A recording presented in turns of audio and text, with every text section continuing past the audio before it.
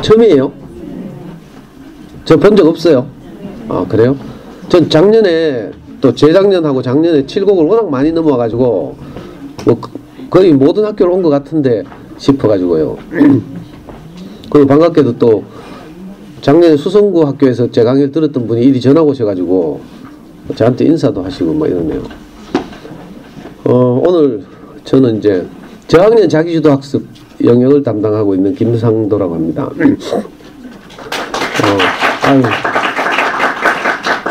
아이고 예상치 못한 타이밍에 박수를 받아가지고 그리고 처전수라시니까 더 제가 좀 도움이 돼야 할 텐데 이런 걱정도 되고 있습니다. 저는 3월 말부터 이제 이 관문초등학교 5번째 지금 이거 학부모 연수 시즌이고 시즌 4, 5, 6월 달에 하루도 빠짐없이 이렇게 어머니들 만나며 다니거든요.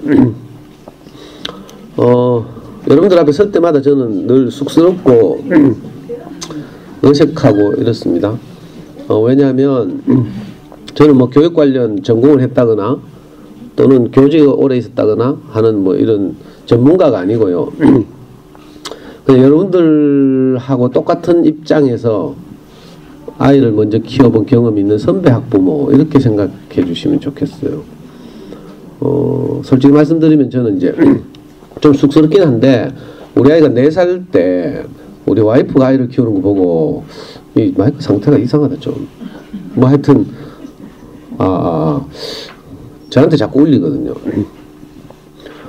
4살 때 우리 와이프가 아이를 키우는 거 보고 너무 서글퍼가지고요. 저건 아닌데 싶더라고요.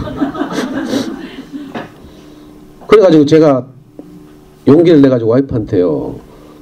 여보 먹이고 입히고 재우고는 당신이 하고 공부는 내가 시킬게 하면서 제가 애를 뺏었어요. 잘했죠? 그래가지고 4살 때부터 아이를 제가 직접 키웠어요. 지금 우리 아이는 작년에 대학을 졸업하고 지금 해외 이제 취업해서 나가서 외국 생활을 하고 있는데 벌써 28 청년이 됐어요. 그동안 많은 일들이 있었겠죠. 그 아이를 키우면서 이제 제가 많은 실패와 좌절을 경험하기도 하고 이랬는데 여러분들한테는 이제 짧은 시간 제한도 있으니까 제가 실패와 좌절은 다 생략하고 여러분들은 이제 저처럼 하면 안 되잖아요. 그래서 이제 여러분들이 도움이 되는 유익한 말만 골라가지고 말씀드릴 테니까 혹시 들으시다가 저 인간 되게 잘난 척하네 이렇게 듣지 마시고요. 시간이 짧아서 호작질한 거는 생략하는구나 이렇게 들어주시면 좋겠어요. 막상 큰 소리 치고 이제 4살 때 아이를 내가 차지했는데 대안은 없었어요. 그냥 저건 아닌데 하는 본능적인 직감으로 그래가지고 이제 먼저 제가 어떻게 양육받았지 이거부터 자연적으로 떠올리게 되더라고요. 제가 잘 성장했으면 이제 그대로 하면 되니까. 근데 저는 기억을 떠올리기도 싫어요. 뭐 유년 시절이 워낙 불우해가지고 제일 먼저 떠오르는 기억은 제가 초등학교 1학년 어느 봄날이었는데 그때 우리 아버지가 폐병 환자였어요. 요즘 말로는 폐결핵인데 요즘은 병도 아니죠. 뭐 폐결핵. 그 옛날에는 폐결핵 약이 계속 투약하면요 내성이 생겨서 더 이상 그 약효가 안 먹혀요. 그래서 지금 대구의료원 옛날에 시립병원이라고 불렀는데 거기 이제 입원해 계시다가 그 병원에서 나가라 했어요. 그래서 집에 와서 비산동 단칸 새방에서 오늘 내일 하면서 이제 그냥 희망 없는 나날을 보냈거든요. 그러니까 엄마가 이제 섬유공장 노동자로 일했죠. 아버지는 이제 자기 희망이 없으니까 우리 삼형제가 있거든요. 형 초등학교 4학년, 제 1학년, 동생 6살. 특히 형한테 이제 모든 희망을 걸고 엄마 밤일 하러 가고 나면 항상 아버지가 이제 저녁에 밥상 펴놓고요. 단칸채빵에서 형을 앉혀놓고 무섭게 하드 트레이닝을 시켰어요.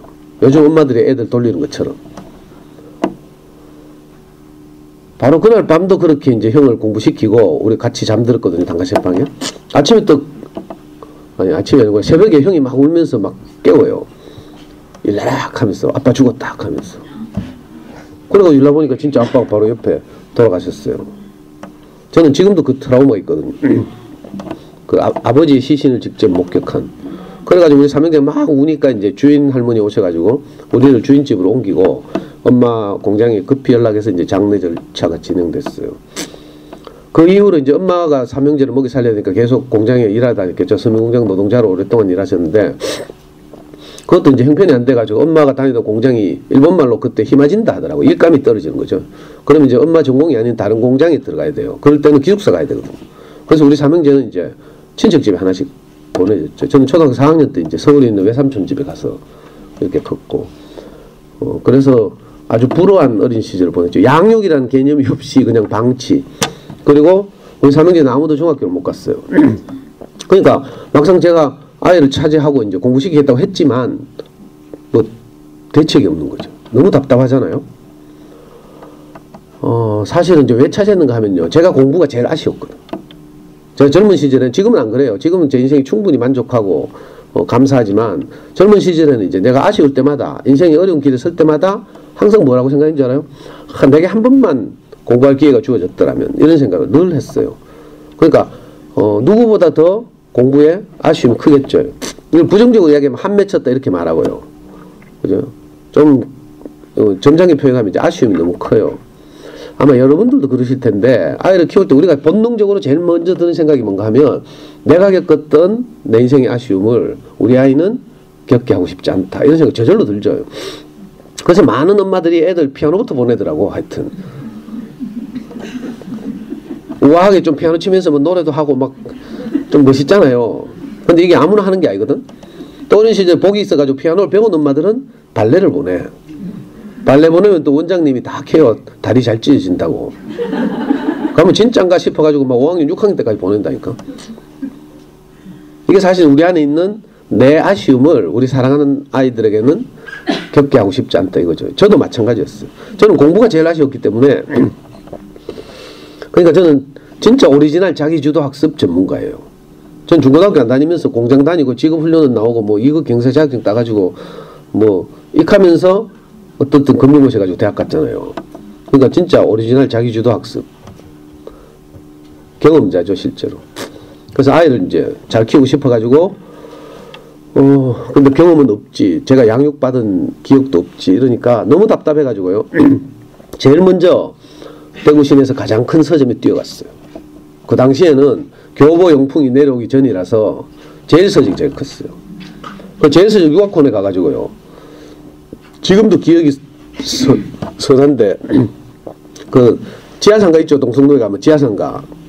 지하상가로 들어가면 지하 1층 교보문고, 교보문고 아니고 그 뭐 제일문고인가? 제일서적이 2개 있었거든요. 저 약정골목인 약정골목에 그 뭐 중앙파출소 있는데 하나 있고, 또 내거리에 교보 제일문고인가 하나 더 만들었어요. 거기 제1층에 들어가면 유학코너 하면서 거기 가가지고 거짓말 안 보태고요. 거기는 거의 모든 서적을 읽었어요. 닥치는 대로. 특히 제목에 영재라는 말 들어간 거예요. 여러분도 다 그렇죠? 그래가지고 막 푸르미닷컴 들어가가지고 어떻게 하면 영재될까 싶어가지고 막 난리치고 막. 제 때는 푸르미닷컴 없었어요. 푸르미 아빠가 저하고 나이가 비슷하거든? 푸르미 나이가 우리 아들하고 비슷해요. 그래서 그때는 없었어. 그래가지고 영재, 제목에 영재자 들어간 말, 제목에 서울대자 들어간 말, 요런 책 골라가지고 저는 뭐 그때 공부에 환장을 했어요. 이 짧은 시간에 그 긴 경험을 다 말씀드릴 수 없고, 그렇게 하면서 육아책을 쭉 읽다 보니까 뭐가 하나 딱 잡히는 거라. 모든 책이 공통적으로 하는 말, 공부를 잘하려면 애가 어릴 때 책을 좋아해야 한다더라. 와, 여러분들 다 알죠? 그거 다 아는 걸 저는 몰랐어요. 그 사실은 안다고 아는 게 아니야. 머리로 아는 게 있고요, 가슴으로 아는 게 있고, 몸으로 아는 게 있어요. 그건 좀 이따 이야기하더라고. 저는 그렇게 해서 어렵게 이제 장님 코끼리 더듬듯이 이렇게 이제 자녀 교육에 대해서 하나하나 이제 알아가는 거죠. 근데 우리 엄마들은 정말 쉽더라. 제가 딱 보니까 우리 아이가 이제 학교 교사라서 일찍 출근해요. 그럼 제가 이제 아이를 유치원 보내고 이랬거든요. 노란차 기다렸다가. 엄마들이 노란차 기다렸다가 처음에는요, 기관에 처음 보낼 때, 어린이집이나 처음 보낼 때 애들이 막 안 떨어지려고 하고 울고 막 이렇게 그럼 엄마들 이제 지침에 따라서 냉정하게 돌아서락 하죠. 거기서 뭐 같이 울고 이렇게 하면 이제 애들이 이제 안 떨어지는 거라, 진짜로. 그래서 냉정하게 돌아서서 막 올라가더라고, 자기 집으로 전부 다. 근데 이제 며칠 지나서 적응하니까 이제 애들 떠날 때 빠이빠이 하고 막 있잖아요. 오후에 또 만나 하고 뭐. 그런 다음에 안 올라가고 엄마들끼리 3, 3, 5 짝을 맞춰가지고 막 거기서 수다를 떨대요. 뭐 어쩌고 뭐. 또 좀 있으니까 자기 집에 데리고 가더라. 언니 우리 집에 가서 커피 한잔 할래요? 하면서. 그래가지고 그 언니한테 뭐 이것저것 물으면서 정보를 얻죠. 그리고 또 좀 있으니까 이번에는 언니 집에 놀러 가봐도 돼요? 하면서. 그거 하면 그 언니 뭐라 하는 줄 알아요? 다 똑같아 대답이. 우리 집 청소 안 했는데. 하면서. 제가 너무 잘 알죠 여러분들 생활을. 그래 그 언니 집에 놀러 가면 있잖아요. 그 언니 이제 손님 왔다고 뭐 커피 끓이고 과일 깎는 동안에 집 구경 좀 할게요 하면서 큰애 방에 딱 들어가잖아. 그래가지고 막 스캔. 큰애 책상에 놓여있는 학습지 뭐 있는가. 전집 우리 집에 없는 거 뭐 없나 하면서 막 따라락 이렇게 쉽게 정보를 주고받더라고. 근데 아무도 저보고는요 오빠 우리 집 와서 커피 한잔 할래요? 하면서. 저도 분명히 노란 차 같이 기다렸거든요. 전 부끄러워가지고 전봇대 뒤에 숨어있고 막 이랬는데 그때 누가 저한테 그랬더라면 제가 아는 모든 그죠 자녀교육 정보를 주기도 하고 그죠 이럴 텐데 저는 그렇게 이제 어렵게 하나하나 이제 이 뭐라 하면 맨땅에 헤딩하듯이 장님 코끼리 더듬듯이 이렇게 이제 아이 키우게 돼서 하나하나 알아가기 시작했어요. 그러니까 여러분들하고 똑같죠 사실은. 여러분들 요즘은 뭐 칠곡에 뭐 있노 이마트 있죠. 이마트 문화센터나 뭐 이런 데서부터 팀 짜고 막 이래가지고 뭐 호작질 하죠. 뭐 방문 뭐 부르기도 하고 뭐 저는 아무도 저하고 뭐 같이 하자는 사람이 없어가지고 저 혼자서 외롭게 이렇게 했어요. 근데 다행스러운 것이 그렇게 수많은 육아서적을 읽다 보니까 아이들 어린 시절 체육이 가장 중요하다 이 말 이제 딱 잡았다고 했죠. 근데 그 해에 동시에 우리 와이프가 퇴근하고 오다가 전 달서구 살아요. 저 달서구 서부정연 근처에 있는 어린이 서점 하나를 발견했어. 지금은 망하고 없으니까 뭐 전화번호 안 적어도 돼요. 요즘은 어린이 전문 서점 하면 전집 할인 매장 여기 칠곡에 개똥이네 뭐 이런 거 있죠. 뭐 실명을 이야기해서 미안하네. 가게 이름을. 개똥이네 사장님이 되게 잘 알거든요. 옛날에 자기 서점 와서 강의하러 가기도 하고 막.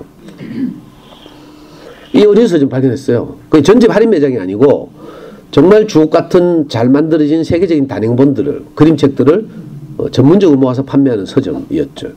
그 당시에는 공공도서관에 좋은 어린이책이 없었어요. 학교 도서관은 학교 도시는 말할 것도 없고요. 제 경험인데 어느 날 학교에서 가정통신문이 왔어요. 집에 있는 책 한 권을 학교로 보내라 하면서 도서관에 장서를 채우겠다고. 그럼 저부터 어떻게 생각했어요? 우리 집에서 제일 버리고 싶은 책 이걸 학교로 보내잖아. 그냥 학교 도서실은 쓰레기통이었어요. 요즘은 안 그렇죠. 요즘 시대가 좋아지고 그래서 학교 도서실에 좋은 어린이책이 많이 들어오고 사서 선생님도 배치되고요. 또 공공도서관도 막 들었었죠. 여기 칠곡에 보니까 뭐 구수산 도서관? 또 있어요. 태전도서관도 있어요? 진짜 살기 좋네. 아니 그러니까 책 살 돈 안 들이고요. 아이 잘 키울 수 있다니까. 저는 이 서점을 우리 아이 4살 때부터 중학교 2학년 때까지 일주일에 한 번씩 매주 갔어요. 12년 동안. 정말로 무슨 천재지변이 일어나면 못 갔지만 제 기억에 웬만하면 거의 안 빠지고 갈 때마다 그림책을 7권에서 10권 샀어요. 그 당시 그림책이 5,000원, 6,000원 이랬어요. 지금은 12,000원 하거든요. 한 권에. 그러니까 일주일에 한 10만 원 정도의 그림책을 사서 집으로 돌아오면 아이하고 읽어주고 이거 다 하고 이제 다 읽고 나면 또 그 서점에 가고 어떤 날은 애가 안 가려고 막 지랄을 하고요. 뭐 온갖 핑계를 다 대고 막 이래. 그럼 내가 할 수 없이 서부정 바로 옆에 가면요 롯데리아 있거든. 롯데리아 가가지고 감자칩하고요 콜라 사주고 이빨이 녹기나 말기나 애가 좋아하니까. 아니 실험한다고 콜라 이빨 담가놓으면 녹지만 콜라 마셔서 이빨 녹은 사람이 세상에 대한민국에 전 세계 하나도 없어요. 괜히 엄마들이 쫄아가지고 뭐 콜라는 몸에 해롭다 해사고 막 맞죠? 너무 그런 뭐 이 콜라 이야기 할 때가 아닌데 지금 제가 저 서점을 발견해가지고 정말 과장하지 않고요 교보문고가 되고 내려오기 전까지 우리 아이 중학교 2학년 때 교보문고가 되고 내려왔어요. 중학교 2학년쯤 되니까 어린 서점에서 더 이상 이제 수준이, 책 읽을 수준이 이제 안 맞아. 그래서 교보를 한 1년 정도 다니다가 고등학생이 됐어요. 고등학생이 되고 나서는 이제 입시를 해야 되니까 책 읽을 시간이 없었죠. 그러니까 4살 때부터 중학교 2학년 때까지 일주일에 한 번씩 갔다고 한번 생각해봐요. 저는 지금 생각해도 그 시간이 너무 행복했어요. 정말 저는 성질 급하고 더럽거든요. 애 키우면서 정말 발로 차고 머리 쥐어박고 이런 적이 한두 번이 아니에요. 그거 말하면 여러분들은 저를 뭐 아동학대로 다 고발할 거라고. 그건 생략하는 거예요. 여러분들 다 그렇죠? 아이 키우다 보면 우리가 사이코라는 걸 알게 되죠? 애 쥐잡듯이 잡고 나면 특히 수학 공부시키거나 이럴 때 쥐잡듯이 잡고 나면 어떻게 해요? 밤에 무슨 생각이 들어요? 내일은 꼭 상담센터 가봐야지. 근데 이거는요, 정신과나 가도 소용없어. 왜냐하면 풀타임 사이코 같으면 가서 이제 항우울제, 신경안정제 이런 거 투약하면 되는데, 우리가 자녀를 키우면서 앓고 있는 병은 이게 풀타임 사이코가 아니고요, 파트타임 사이코. 내가 지냈어요. 언제 발작할지 모르는 부정기적인 질병이라. 엄마들 보니까 명절 직후에 아니면 시어머니 전화 받은 날 뭐 이런 날 좀 빨리 발작하더라고. 저도 아이 수학 공부 시키다 정말 뚜껑 많이 열렸거든요. 오늘은 수학 공부 이야기하는 날이 아니라서 내년에 또 불러주시면 이제 생명을 살리는 수학 공부에 대해서, 후내년에 불러주시면 사교육비를 현저하게 절약하는 엄마표 영어 공부법에 대해서 말씀드릴 수 있어요. 오늘 처음이니까 이제 초등 저학년 시절 가장 중요한 것이 사실은 책 읽기죠. 아까 교육청에서 정한 제목도 평생학습의 기틀을 마련하는 초등 독서예요. 이거 인증샷, 내가 지낸 말이 아니라는 거. 우리 아이 초등학교 5학년 때 어린이날이었어요. 되게 어린이날은 그때 우방랜드, 요즘 이랜드죠. 그런데 놀러 가거나 뭐 이래 놀이공원 가거나 뭐. 근데 우리는 어린이 서점 갔잖아. 어린이날. 그러니까 어린이 서점에서 이벤트 한 거야. 이벤트. 어린이날 어린이 서점에 오는 가족들에게는 가족 사진을 찍어준 거야. 지금은 뭐 폰으로 찍으면 되지만 그 당시에는 디카도 없었어요. 그래가지고 이거 폴라로이드 카메라로 가족 사진 찍는다 하니까 갑자기 우리 와이프가 돌변해가지고 저한테 다정한 척 하고 있어요. 아니 정말 저를 미워해가지고 평소에는 빨리 뒤지라고 커피 마실 때 찐하게 태워줬어요. 제가 성질 더럽고 하도 애를 먹이고 뭐 안 따뜻하고 막 이러니까. 근데 지금 애는 쪽팔린다고 고개 쳐박고 있거든.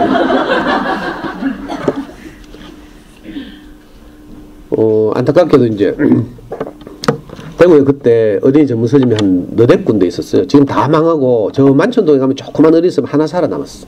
왜냐하면 인터넷 서점, 알라딘 예스24 인터파크 뭐, 그리고 엄마들 동네 언니들 교원 웅진 언니들 때문에 저거 뭐 전집 뭐 이칸이라고 이 좋은 책을 구입하는 사람들이 없어요. 그리고 요즘 도서관 잘 되고 이러니까. 그러니까 지금은 이제 돈 안 들여도 되죠. 예를 들어서 구수한 도서관이나 뭐 대인도서관에 아이디, 가족 아이디 4개 만들어가지고 가족 단위로 가면 일주일에 수십 권 빌려올 수 있어요. 정말 이제 아이 키우기 쉽다니까. 엄마가 잘 몰라가지고 뭐 엉뚱한 거 해서 그렇지. 이상한 사교육 막 하고 막.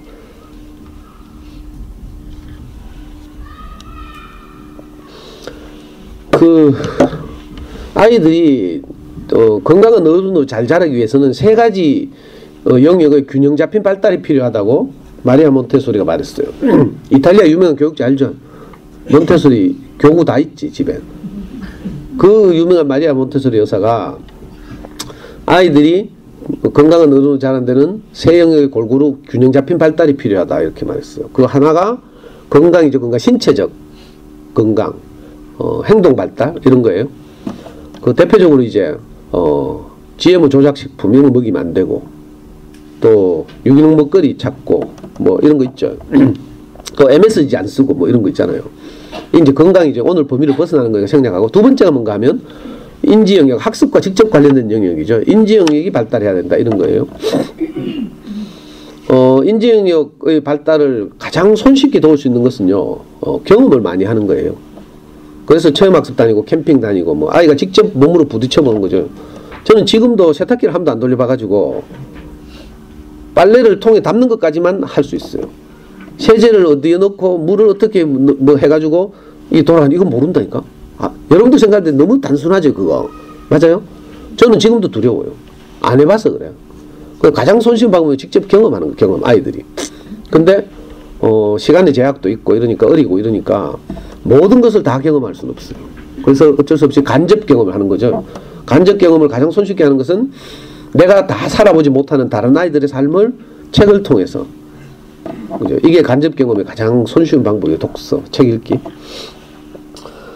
이 책 읽기를 잘하게 되면 저기 적혀있는 대로 인지영역의 여러 요소들이 자연스럽게 자라요.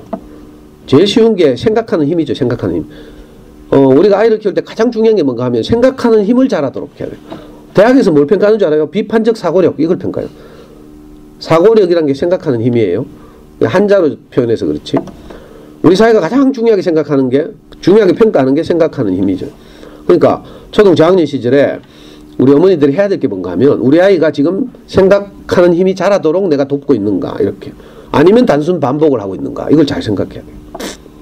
그러니까 단순 반복을 하고 있으면 이거 빨리 끊어야지, 뭐든지 간에.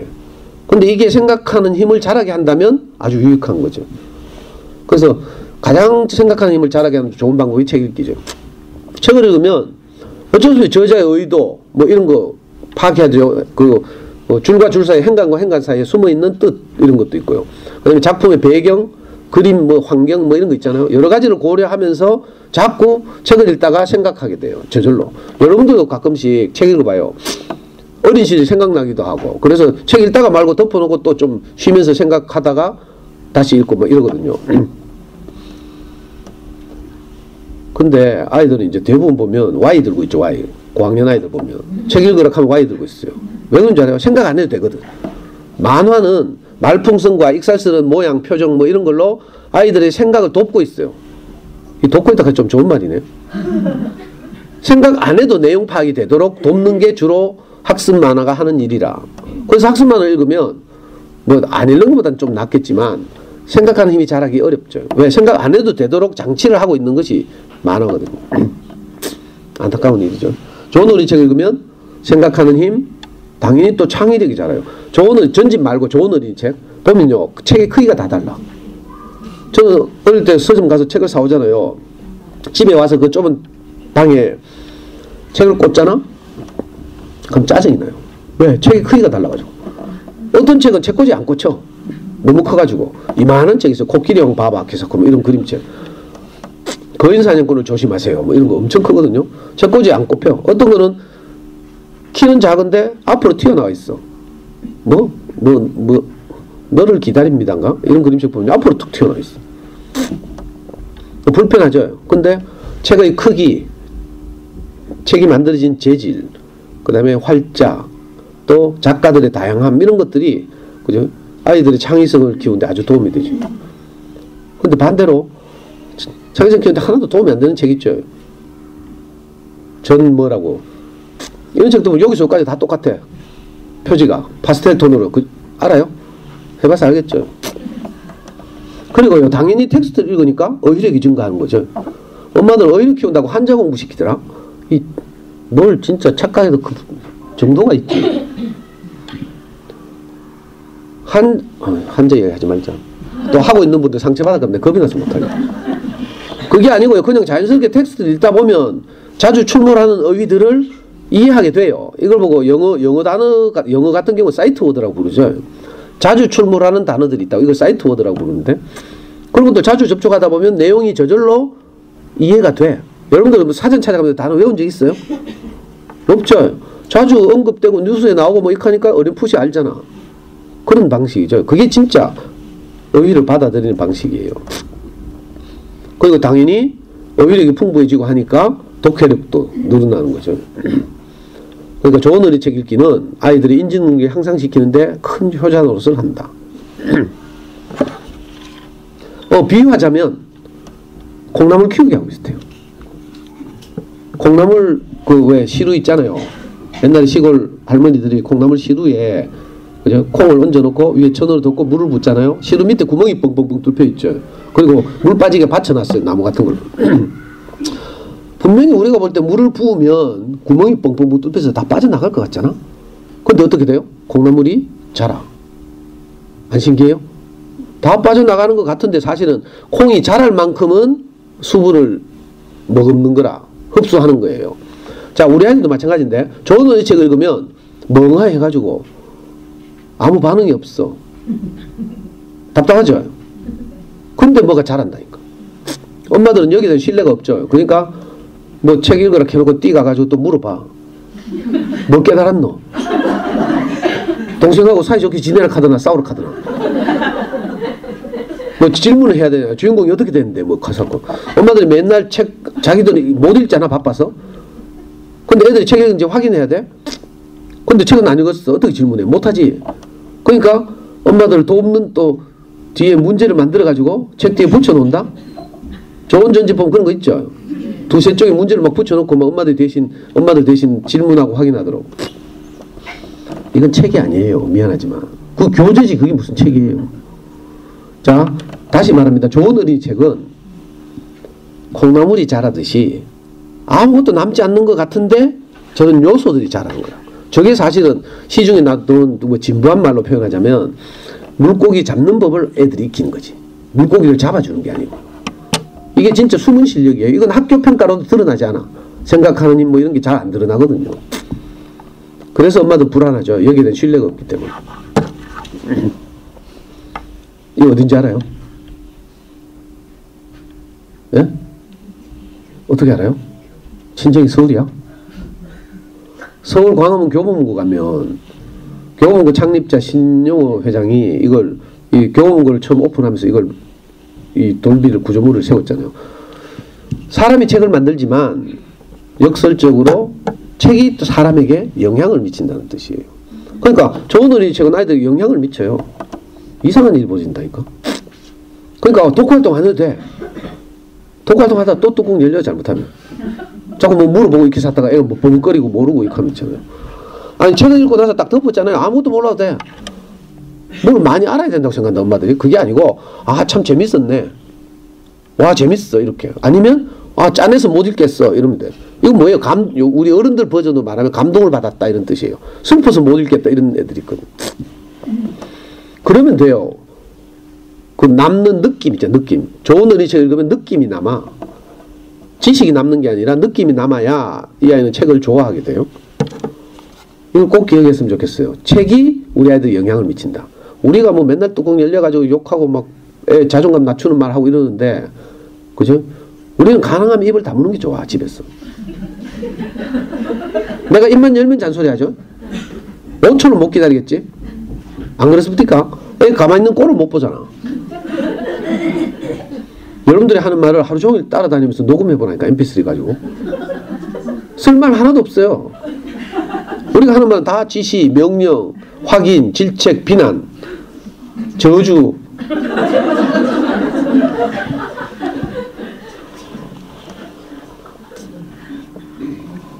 자, 이거 뭐 넘어가겠습니다. 책을 많이 읽으면 내가 활성화된다는 KBS 다큐멘터리를 제가 캡처한 거예요. 시간이 없는데 또 자랑질 하나 하고. 우리는요, 학원 한 번도 안 다녔어요. 피아노 학원 태권도도 안 다녔어요. 왜? 제가 자기주도 학습회가 컸다 했잖아요. 제가 자라보고 제 경험도 있고 책도 읽어보고 하니까 더 좋은 길이 없어. 어릴 때 책을 많이 읽는 것보다 더 좋은 길이 없었어요. 진짜로. 그래서 우리 아이는 그냥 책을 꾸준히 읽으면서 기본적으로 이제 고학년에 대해서는 저하고 수학 공부 좀 하고 영어는 잠수네라고 알아요? 잠수네 아이들의 소문난 영어 공부법이라는 책 읽어봤어요? 제가 잠수네 원조거든, 원조. 잠수네에서 저는 모르면 간첩이에요. 잠수네 설립 때부터 제가 있었어요. 우리 아이는 잠수네 영어 공부 그대로 했어. 지금 우리 애는 외국 회사인데 거기서 영어의 신이라는 소리 듣고 있어. 그러니까 내년에 또 불러달라니까. 그러면 엄마표 영어 공부법. 하여튼 자 지금 영어 이야기 할 때가 아니고 우리 애는 해외 그 당시에 고등학교 때까지 해외 나간 적도 없고요. 영어 학원 다닌 적도 없고요. 하여튼 영어 잘한다니까. 수능 영어 만점. 영어의 신이라니까. 안 믿죠? 하여튼 우리 애 초등학교 6학년 됐어요. 어린이 서점을 꾸준히 다니면서 어느 날 교육감님이 바뀌었어요. 지금 교육감님은 원래 1학기까지가 임기라는데 우동규 교육감님은 대구 교육에서 가장 중요한 화두가 행복이에요. 그래서 대구 행복교육 이걸 강조하는데 우리 아이 때 교육감님은 창의력 신장 이걸 가장 강조했어요. 그래가지고 이분이 교육감이 되자마자 제1회 초등학생 창의력 경진대회라는 걸 열었어. 그때 초등학교가 대구에 190개 있었어요. 190개 초등학교에서 6학년 대표 한 명씩 뽑아가지고 대구 교대로 모았어. 우리 아이는 저 앞산 밑에 있는 남구에 있는 아주 조그만 학급이 3개밖에 없는 초등학교 다녔거든. 그래서 한 학년이 100명밖에 안 돼. 그래서 우리 운 좋게 대표가 됐어요. 그래서 대구 교대 모였어. 대구 교대 교수님들이 이 아이들을 평가하는 8문제를 출제했어. 수학 2문제, 읽기, 국어 2문제, 사회 2문제, 과학 2문제. 8문제를 해결하는 그런 테스트를 했는데, 경진대회를 했는데, 일만 이게 갔다 오더만은 계속 발표를 기다리는 거야. 지가 입상할 줄 알고. 그래서 내가 걱정이 돼가지고요. 입상 못하면 상처받잖아. 그래서 위로를 했어요. 괜찮다 하면서. 아빠는 너를 초등학교 때 무슨 상을 받거나 이렇게 단기적인 목표를 가지고 키우는 게 아니라 장차 멀리 보고 수능에서 전국 수석을 노리고 아주 진짜 그렇겠다니까. 멀리 보고. 저는 영어를 해도요 10년 후에 우리 아이가 영어를 잘하면 어떻게 하고 이 고민을 했다니까. 내년에 불러주시면 영어 이야기. 아니 수학이 급하면 내년에 수학, 후내년에 영어. 아니 더 급하신 분은요, 제가 다른 학교에 가면 처음 가는 학교는 제1기를 강의하지만 두 번째 가는 학교는 학교에서 요구하는 대로 엄마들이 내년에 이 선생님을 꼭 불러서 수학을 이야기해 주세요. 뭐 이런 학교 있어요. 원래 같으면 저기 저 신도시 세천초등학교 같은 데서는 무조건 영어 공부 이야기해 주세요 하더라고. 그리고 그 지금 방송 촬영 예약도 있어요. 교육청에서 유명한 강사거든 제가. 작년에도 촬영해가지고 여기 달서구 남구 일대 TV로도 틀면요 제 강의 계속 흘러나와. 모르죠? 여기는 유선 케이블 TV 뭐 가입하는 거? 어? 여기는 뭐 SK 브레드밴드 다 해요? 어? TV로도 몰라? 그런 것도 있어요? 난 처음 들어보네. 수성구 가면 TCN이라고 있어요. 남구 달서구에는 TV로드라고 있어. 뭐 이런 식으로 유선방송 다 있죠. 케이블. 그렇다 치고. 그러니까 혹시 마음 급하신 분은 미리 제가 잊어먹을지 모르니까 다음 카페에서 검색해요. 대구 부모교육연구소. 다음 카페 검색하시면 제 10년 동안의 모든 강의가 거기 동영상과 mp3로 다 올라가 있어요. 그 영어나 수학 공부법이 궁금하신 분은 먼저 들어보셔도 되고요. 내년에 기다리기 어려우면. 그래 하여튼 이 대회 나갔는데 애가 갔다 와서 자꾸 기다리더라니까. 저는 애가 상처받을까봐요. 어릴 때 한 번도 경시대회나 이런 데 제 자의로 보내본 적이 없어요. 왜? 그런 대회에 나가서 상을 받으려면 어떻게 해야 되냐면 돌려야 돼. 빡시게. 그죠? 어차피 뭐 어디 나가면 상 받아야 되잖아요. 못 받으면 우리 애 좀 상처받을까봐 걱정이 되죠. 그래서 무슨 수학 경시나 이런 데 나가게 되면 자꾸 돌려야 된다니까. 반복, 단순 반복. 그래서 저는 그게 걱정이 돼서 제 자의로 한 번도 어디 경시대회 내보낸 적이 없어요. 근데 이제 제 자의가 아니라 이제 공교육을 통해서 이제 이 대회 나갔는데 발표를 자꾸 기다렸어. 그래서 내가 막 말리고 안심시키고 위로하고 이랬거든요. 근데 진짜로 발표가 났어. 내가 왜 걱정이 됐는가 하면요. 대구에서 제일 똑똑한 애들은 어디 있는가 하면 그 경북대학교 영재교육원이 있어요. 경북대학교 교수님들하고 주말마다 모여서 사사과정 반론 초등학교 5, 6학년 그 수학과학 천재들이 있다니까. 그 대구에서 가장 수준 높은 애들 거기 모이죠. 물론 2000년대 초반부터 국회에서 이제 영재교육법이 통과돼가지고 그 교육청 영재 교육을 공식적으로 시작했어요. 2000년대 초반부터. 그래서 지금 초등학생 같으면 이제 4학년, 5학년, 6학년, 중학교 1학년, 2학년, 한 학년별로 교육청당 60명을 뽑아. 여기는 무슨 교육청이죠? 서부교육청이죠. 서부교육청 60명, 남부교육청 60명, 동부 60명, 달성구군교육청 20명. 이렇게 뽑아가지고 영재교육을 시켜요. 그 여기 좀 안 뽑히는 애들이지만 좀 똑똑한 애들 따로 모아서 영재학급 이런 거 하죠. 그 우리 아이 키울 당시에는 교육청 영재반 이런 게 없었거든요. 영재교육법이 아직 없어가지고. 그래서 제일 똑똑한 애들이 경북대학교 영재교육원 다녔는데 거기서 날고 기는 애들이 다 이 대회 나왔어. 그러니까 내가 김치국 마시지 말라고 한 거죠. 지금도 기억나는 애 하나 있다니까. 대구에서 그 당시에 우리 애 동기 중에서 가장 똑똑한 애가 있었는데 이름도 내가 알아. 얘는 저 달서구에 저 동원초등학교 다녔어. 동원초등학교 동원중학교 다녔거든. 나중에 있잖아요. 한국과학영재학교 갔잖아. 거기서 2년 만에 미국 프린스턴 갔어. 정말 똑똑한 애다니까. 수학과학 분야에서 1인자였어. 대구 1인자. 얘도 나왔어. 노희수라고 하는데. 그러니까 뭐 김치국도 못 마시는 거지. 근데 이 노희수라는 애도 이 대회에서 1등 못했어. 누가 1등 할게요? 에? 에이 무슨 소설 쓰나 지금. 1등은 저도 몰라요. 근데 1등 1명에게 금메달, 2등 3명에게 은메달, 그 다음 5명에게 동메달. 우리 애 5명 중에 들어가지고 5등에서 5등. 그 동메달 받았다니까. 작년에 우리 애가 이제 대학 졸업하고 해외로 취업 나오고 나서 내가 우리 애 방 쓰려고. 우리 와이프가 같이 쓰니까 뭐 자다 뭐 방귀 뀌고 막 이래가지고. 우리 애 방을 정리하다가 이걸 내가 잊어버리고 있었는데 발견했잖아. 그래가지고 내가 강의 때 써먹으려고 급히 촬영했어. 정말 신기한 게요. 그 8문제가 보통 문제가 아니고요. 전부 생각나는 대로 생각나는 대로 쓰시오. 다 이거라. 생각하는 힘을 측정하는 거라. 국어 문제 어떻게 나왔는가 하면요. 솔로몬의 성경에 나오는 솔로몬의 재판 이야기가 있어. 어떤 두 젊은 엄마가 아기 하나를 데리고 왔어. 서로 자기 아기라고 우기는 거라. 그 솔로몬이 이스라엘에서 가장 지혜로운 왕이잖아요. 아무리 지혜를 짜내도 이 친모를 가릴 수가 없어. 둘 다 우기니까. 요즘처럼 과학이 발달했으면 유전자 검사라도 하지만. 그래가지고 솔로몬이 할 수 없이 그러면 도저히 안 되겠다. 아기를 반토막 내가지고 나눠 가져라 이렇게 했어요. 그랬더니 친엄마는 놀래가지고 아이고 양보할게요 제가 이렇게. 고녀는 그렇게 반토막 냅시다 이렇게 하는 거라. 그래가지고 어떻게 됐어요? 솔로몬이 개인년 카미스 이게 가짜네 카미스. 그 친모를 가려줬다는 이야기 알죠? 현대판 친자 확인 소송. 이게 긴 지문으로 주어졌어요. 그리고 문제 하나 나왔어. 뭐라고 나온지 알아요?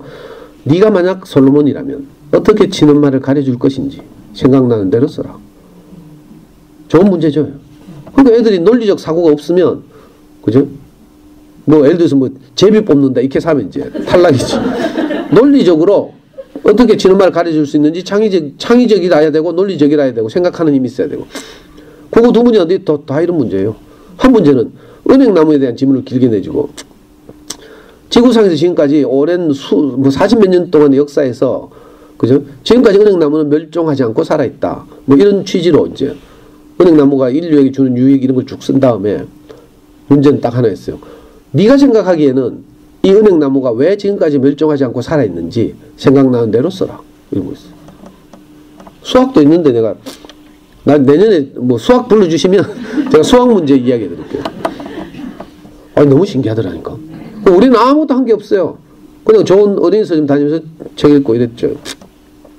물론 고학년이었으니까 저하고 이제 수학 공부 좀 하고 또 잠수는 영어하고 뭐 이러던 시기였어요. 근데 신기하게도 거기서 메달 받았다니까. 그러니까 너무 자랑스럽더라고. 무슨 말인지 알겠어요? 좋은 어린 시절 꾸준히 읽다 보면 우리가 막 이렇게 손 안 대도 자연스럽게 자라요. 저는 우리 애가 일기 쓰기 이런 거 너무 싫어하는데 어떤 담임선생님 만나면 매일 일기 검사한다? 미치는 애가. 그래가지고 5학년 때 3학년 일기 다시 뺏기기도 하고요. 애들 일상이 빤한데 맨날 새로운 아이템을 개발해서 뭐 일기 쓴다는 게 쉬운 일이 아니죠. 제가 날씨만 하나 조언했어요. 날씨는 뭐 보통 뭐 맑음, 흐림 가잖아요. 그러지 말고 좀 서술해봐라. 뭐 오늘은 뭐가 반짝이듯이 햇빛이 났음 이렇게 좀 길게. 오늘은 뭐 비가 뭐 같이 내림 이런 식으로. 그냥 단순히 맑음, 흐림, 비 이런 게 아니라. 그러면 조금 덜 실증 날 것이다. 이런 조언은 했는데 정말 읽기 쓰기 싫었어요. 그래서 담임선생님 따라서 거기 맞춰가지고. 독후감도요 많이 뺏겼어요 우리는. 3학년 때 썼던 독후감 PC에 저장해놨다가 다시 프린트해가고 뭐. 애들이 너무 힘들어하거든 그런 거. 그래서 저는 어떻게 하면 애가 고통스럽지 않을까 이런 고민을 많이 했거든요. 책이 정말 중요한데 그리고 여러분들도 이미 다 알고 있는 거예요. 근데 이상하게 안 돼. 한번 볼래요? 자, 제가 그 엄마들 대상으로 강의를 한 지가 벌써 10몇 년이 흘렀는데 그 아까 다니던 어린이 서점에서 있잖아요. 우리 아이 중학교 2학년 무렵에 그때 막 인터넷 서점 생기고 이래가지고 그 경영난이 왔어. 망하게 생겼어요. 그래서 이 서점 주인이 제가 아이를 키운 걸 지켜보더니 그 서점은 엄마들 대상으로 이 책의 중요성에 대해서 강의를 한번 해달라고 부탁했어요. 저는 그동안 도움받은 것이 너무 감사하고 이래서 당연히 그렇게 하겠습니다 하고 어린이집에서 강의를 했는데 그만 엄마들이 너무 좋아해가지고 이걸 매주 하게 됐죠. 지금도 해요. 이 서점 망하고 나서 지금 우리 연구소에서 매주 금요일마다 제가 그림책 한 권씩 엄마들한테 읽어주고 그 그림책을 통해서 어떻게 아이들과 소통할지 이런 강의를 지금도 10몇 년째 하고 14년째 하고 있어요. 무료 강의예요. 그때 보니까 벌써 그때 엄마들도 다 알고 있어. 여러분들보다 10년 이상 선배 언니들도 체계가 중요하다는 거 다 알고 있더라고. 근데 그 아이들이 수능 치러 가잖아요. 수능고사 여기서도 지금 30대들은 다 수능 세대예요. 수능 쳐봤죠? 40대들은 학력고사가 수능이에요. 그 수능 쳐보면요 그 아이 인생에서 가장 어렵고 중요한 시험이 수능이잖아요. 그때까지 19살 될 때까지 첫 교시가 국어 시험이에요. 8절지로 16쪽의 문제가 출제돼요. 활자 크기가 10인가? 빽빽하게 지문 있죠. 앞에 듣기 조금 빼고 나면 빽빽한 지문이 주어져. 그죠? 그거 막 열심히 읽고 밑에 이제 문제풀로 내려가잖아요. 그럼 문제가 뭐라고 하는 줄 알아요?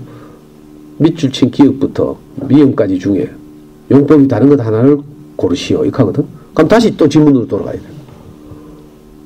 그래가지고 지문 왔다 갔다 하면서 막 허덕이면서 문제 달랑 3문제 달려있는 거 풀고 아이고 이제 숨을 쉬면서 페이지를 딱 넘겨. 다음 페이지 어떻게 돼 있어요? 또 태산 같은 지문이 내 앞을 턱 가로막고 있어. 아, 80분 동안 이걸 수능 칠 때 한 교실에 30명 돼요. 30명. 30명 중에 주어진 시간 내에 이걸 다 해결하고 OMR 카드에 침착하게 마킹한 다음에 가채점 저녁에 이제 텔레비 보고 가채점 해야 되잖아요. 그래서 그 수험표 뒷면에 답안을 옮겨 적어. 이런 거 해봤어요? 해봤어? 아니 시간이 남아야 답을 옮겨 적지. 바빠가지고 답 옮겨 못 적는다니까. 한 교실에 이걸 여유있게 하는 애들은 한두 명밖에 없어요. 이상하죠? 그 아이들이 전부 어린 시절에 책이 중요하다고 다 인식한 엄마들 밑에서 자랐어. 근데 막상 수능 국어 치러 가면 다 시간이 부족해. 7, 8문제 부족한 건 예사죠, 예사. 근데 이건 또 수학하고 달라가지고 엎어놓고 자지도 못해. 수학은 아무리 쳐다봐도 해결 방법이 안 떠오르니까 대부분 엎어놓고 자죠, 그냥. 근데 국어는 양심이 있지. 우리말이라서 혹시 읽다 보면 답이 보일까 싶어가지고 끝까지 한다, 끝까지. 그 시간이 부족하면 어떻게 해요? 또 배운 대로 찍어야지. 한 번으로 찍으라고 배웠죠, 다. 고르다가 다 틀린다 하면서. 자기가 고른 정답 중에 제일 적게 출몰한 번호 2번이면 2번으로 나머지 문제를 다 찍으라고 하잖아. 확률을 조금이라도 높이기 위해서. 안타까운 일이에요. 30명 중에 한두 명 빼놓고 다 시간 부족해. 근데 체계가 중요하다고 알고 있었어. 이 아이들이 고등학교 딱 1학년 내려와요. 지금 여러분들이 아직 아이들 이 경험이 없기 때문에 제가 미리 그죠? 이 시간을 이렇게 멀리 갔다가 지금 내 가까이 오는 거예요. 자, 고등학교 1학년 돌아가요. 고등학교 1학년 딱 가면 뭐 해요? 야자 시간에. 고등학교 아이들에게 가장 중요한 시간은 자기 공부 시간이거든요. 수업 받는 시간이 아니에요. 자기 공부 시간이 가장 중요해, 원래. 모든 공부가. 그래서 아이들은 야자 시간하고 주말이 제일 중요한데, 이때 다 뭐 해요? 수학 공부해요, 수학 공부. 좋은 대학 가려면 다 수학해야 되죠. 고등학생들이 자기 공부 시간의 60%를 수학 공부해야 돼요. 입시에서는 수학이 제일 중요하거든. 그리고 나머지 30%를 영어 공부. 그리고 나머지 10에서 20% 조금 남는 시간을 기타 과목 사탐, 과탐 이렇게 해야 돼요. 그리고 다 수학해야 돼요. 체육 시간이 없죠, 고등학교 가면. 그래가지고 엄마들이 상담하러 와요, 저한테. 고등학생 엄마들이. 우리 애는 책도 안 읽고 어떻게 해요? 하면 어떡하기는. 이라고 말하면 내가 안 되잖아, 상담자. 그래서 제가 뭐라고 일하는 줄 알아요? 고등학교 때는 모든 교과목, 교과서가 다 읽기입니다. 맞죠? 그러니까 너무 걱정하지 마십시오. 내가 이렇게 위로한다. 이미 늦었지, 이미. 우리 애도 고등학교 다니면서요. 그죠? 아니, 우리 애 영남고등학교 나왔어요. 영남고등학교 610명의 신입생 중에 공부 잘하는 애들 50명을 뽑아가 특설을 하나 만들었어. 얘들은 야자 끝나고 9시부터 11시까지 심자를 시켜. 우리가 그거 딱 들어가 보니까 성적순으로 독서대 하나씩 주고 벽은 하얀 페인트를 칠해진 정신병동 같대. 거기 들어가서 9시가 딱 되면요 일제히 애들이 가방에서 책을 꺼낸대. 공부 잘하는 애들 다 못 꺼내겠어요. 수학이 정석 꺼내요. 체육 시간 없어요. 아주 중요한 이야기예요. 그러니까 언제 읽어도 언제 어릴 때. 자, 얘들이 중학생 때가 됐다고 칩시다. 중학생 때 되면요. 제일 중요한 거 엄마가 아무리 알아도 애들이 엄마 내 인생 내가 알아서 할게 이렇게 한다니까. 그거 할 말 없어요. 미친다니까. 이제 때려도 맞지도 않아. 저도 싫은데요. 이 우리 애한테 팰라고 열받아가지고요. 내 몰래 밤새 게임을 하더라고. 그건 내가 새벽에 화장실 가려고 일났다가 발각을 했어. 뒤지도 팰라고 내가 있잖아요. 오른팔을 온 힘을 다해 스윙을 했거든. 애 머리를 향해서. 가다가 머리 도달하기 직전에 뭐가 턱 걸리더라고. 애 왼팔이 내 손목을 탁 잡고요. 이 새끼가 아빠가 때리는데 막악하면서 이번에는 왼손으로 막 풀스윙을 했는데 이거 턱 걸렸어요. 이번에 오른손으로 막더라고. 네가 지금 아빠한테 반항하나 하면서 손 안 놓나 하면서 내가 막 손 빼려고 있잖아. 그러니까 이게 아빠 정신 차려 하면서 있잖아. 막 울면서 있잖아. 아빠 정신 차려 하면서 나를 벽으로 밀어붙이더라고.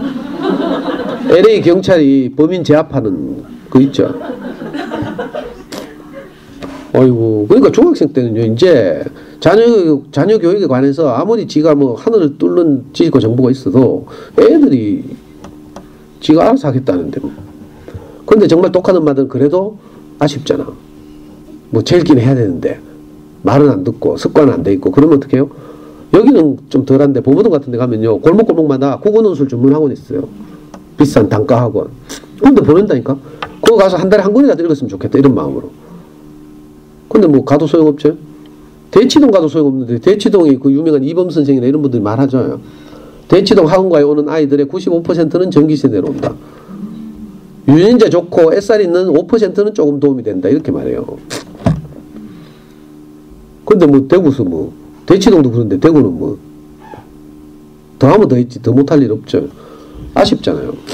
저는 5학년도 내려와요. 엄마들 답답하니까 애들 체육을 하면 전부 뭐 아이 들고 있고 이러니까 속상하죠.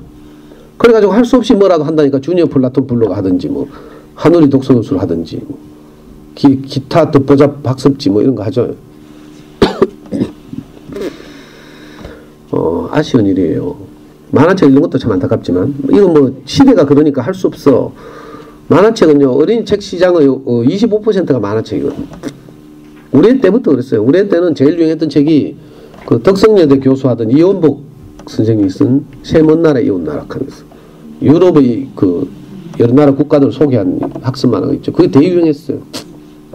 그 좀 있으니까 그 지금은 돌아가셨는데 우리나라 유명한 번역가 있어요. 이윤기 교수라고, 이윤기 선생님이라고 있는데 이분은 정말 영어권의 아주 순 높은 책들을 잘 번역하는 유명한 번역가인데 이분이 그때 처음으로 그리스 로마 신화를 완역했어.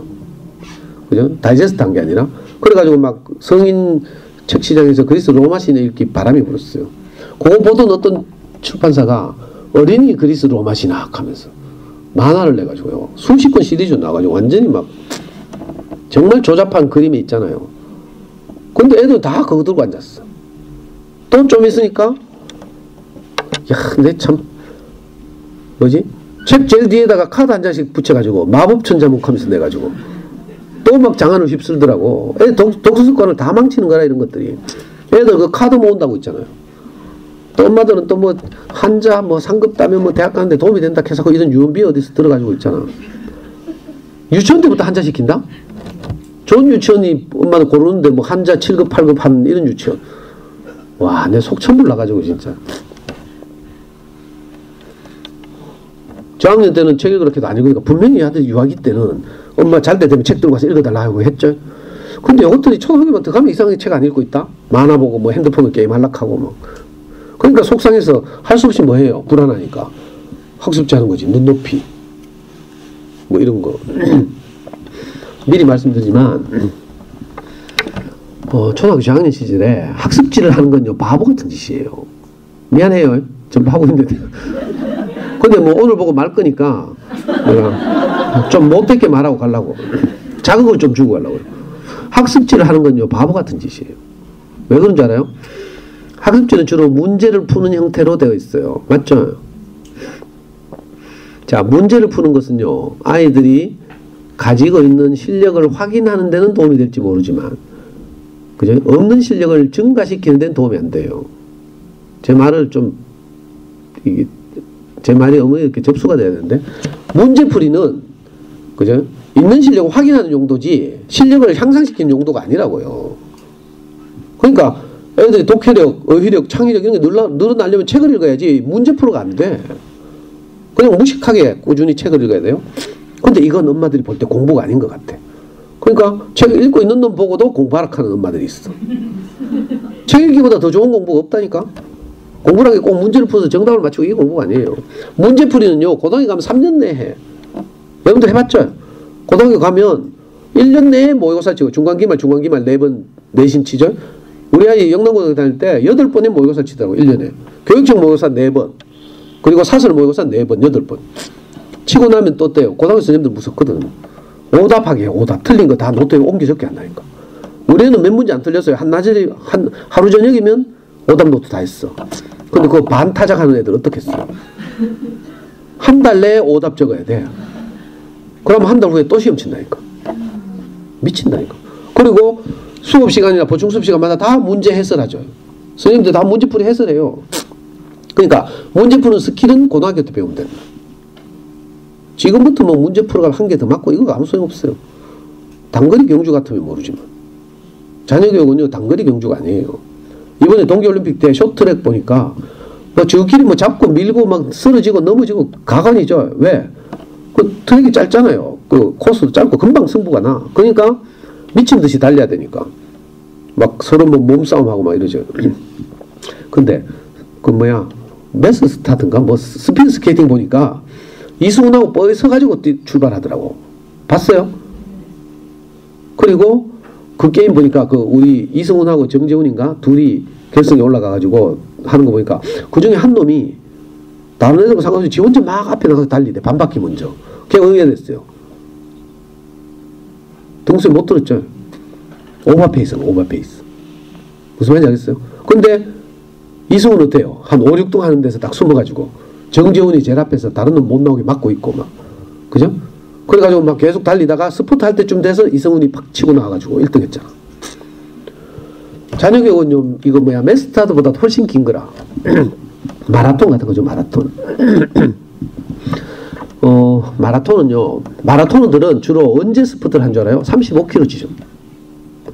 42.19km라는 긴 레이스에서 35km 지점쯤에서 전력을 다해 달려요. 그때까지 뭐해요? 페이스 조절. 근데 엄마들이 이걸 몰라가지고 우리 아이 커가는 과정이 마라톤이라는 걸 몰라. 그리고 마라톤 해보면 꼭 페이스메이커들이 있어. 우리나라도요, 올림픽 같은 데 3명 출전하거든? 3명 출전하면 3위 기록을 가지고 예선을 통과한 우리나라 애들이 있어. 우승은 못하는. 이런 애들은 주로 뭐예요? 다른 나라 우승 후보들의 페이스를 흐트러뜨리는 역할을 해요. 그래서 페이스메이커들은 주로 10km, 15km 지점쯤부터 선두그룹보다 치고 나가요. 그러면 왕초보들은 어떻게 해요? 당황해가지고 따라가죠. 안 쳐지려고. 그럼 페이스 오버되는 거죠. 우리 동네마다 꼭 페이스메이커 하는 엄마들이 있다니까. 애들 어릴 때부터 막 돌리고 이래가지고 막 반짝반짝하고 뭐 올백 맞았다 해서고 뭐 내가 올백 맞았다 해가 올백? 몇 과목인데? 그냥 2과목. 2학년인가 보면 2과목 치죠. 근데 그걸 올백이라고 자랑스럽게 막 내가 놀래가지고 올백하면 그래도 9과목 치고 올백 해야지. 그게 올백이지.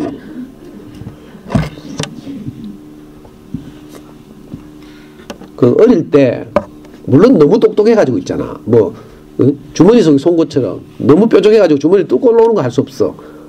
낭중지추라고 하죠. 너무 똑똑해서 특별히 뭐 안 했는데도 맨날 올백 맞는 애들이 있을 수 있죠. 가끔씩 대구에 한두 명. 그런 애들 제외하고는요. 초등학교 때 너무 100점 많이 맞으면 안 돼.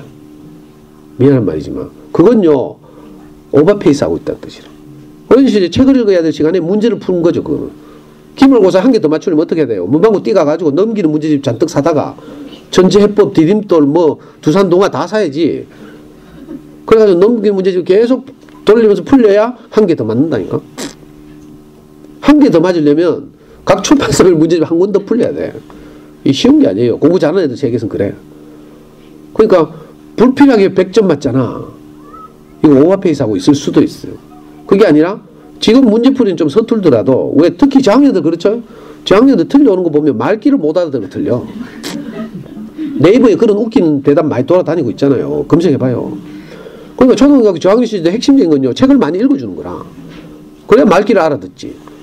어른들이 하는 말을 알아들으려면 엄마가 책을 많이 읽어주는 게 가장 좋은 방법이에요. 엉뚱한 짓 하지 말고. 학습지 제발 좀 그만하고. 아니, 책을 읽어야지 왜 문제를 풀고 있어요. 답답해 죽겠어. 이건요, 오늘날만 그런 게 아니라 조선시대도 그래, 조선시대도. 요즘 세련됐지. 요즘은 나이키 운동화 신어요. 옛날에 집신 신었어. 신발이라는 면에서 똑같아요. 발을 보호하고 뭐 어쩌고 저쩌고. 맞죠? 조선시대 교육도 똑같아요. 조선시대 그 사대부집 집안은 동몽선습이라는 걸 익혔어. 이런 책 들어봤어요? 동몽선습, 사자소학, 명심보감 이런 것도 다 그 어린이 교육용 저서예요. 책이에요. 그건 맨날 읽으면서 자랐다니까. 그런 애들이 나중에 과거 합격하는 거지. 지금은 똑같아요. 왜 유아기 때는 책을 읽었는데 초등학교만 되면 이놈들이 책들을 안 읽나? 이상하죠? 제가 생각하기에는 어릴 때 엄마들이 어떤 책이 좋은 책인지를 몰라서 주로 동네 언니들의 권유를 따라서 지식 중심의 전집을 많이 읽히는 거예요. 그러니까 아이들이 책의 맛을 미처 모른 채 초등학생이 되는 거라. 어떤 대형 전집 출판사 언니들 따라서 가보면 이렇게 교육시켜요. 이거 제가 지는 거 아니고요. 차마 어느 출판사라고 내가 말을 못하겠는데 여러분들 짐작하면 돼. 웅진아이면 교원이라. 여기서 이렇게 말하죠. 몇 시부터 몇 시까지 뭐, 몇 시부터 몇 시까지 뭐 많이 들어봤죠? 아니 뭐 두세 살짜리 보고 세계 문화를 읽으라 해놓고 지금 미친 것도 아니고 진짜. 6살짜리 보고 뭐 경제 역사를 하래. 요즘 또 설민석이 텔레비에서 뭐 역사 때문에 국사 때문에 뜨니까 뭐 인문학 떠가지고 전부 뭐 엄마들 뭐 역사적 지식을 막 집어넣으려고 막 하고 있어요. 이게 정말 답답한 노릇이죠.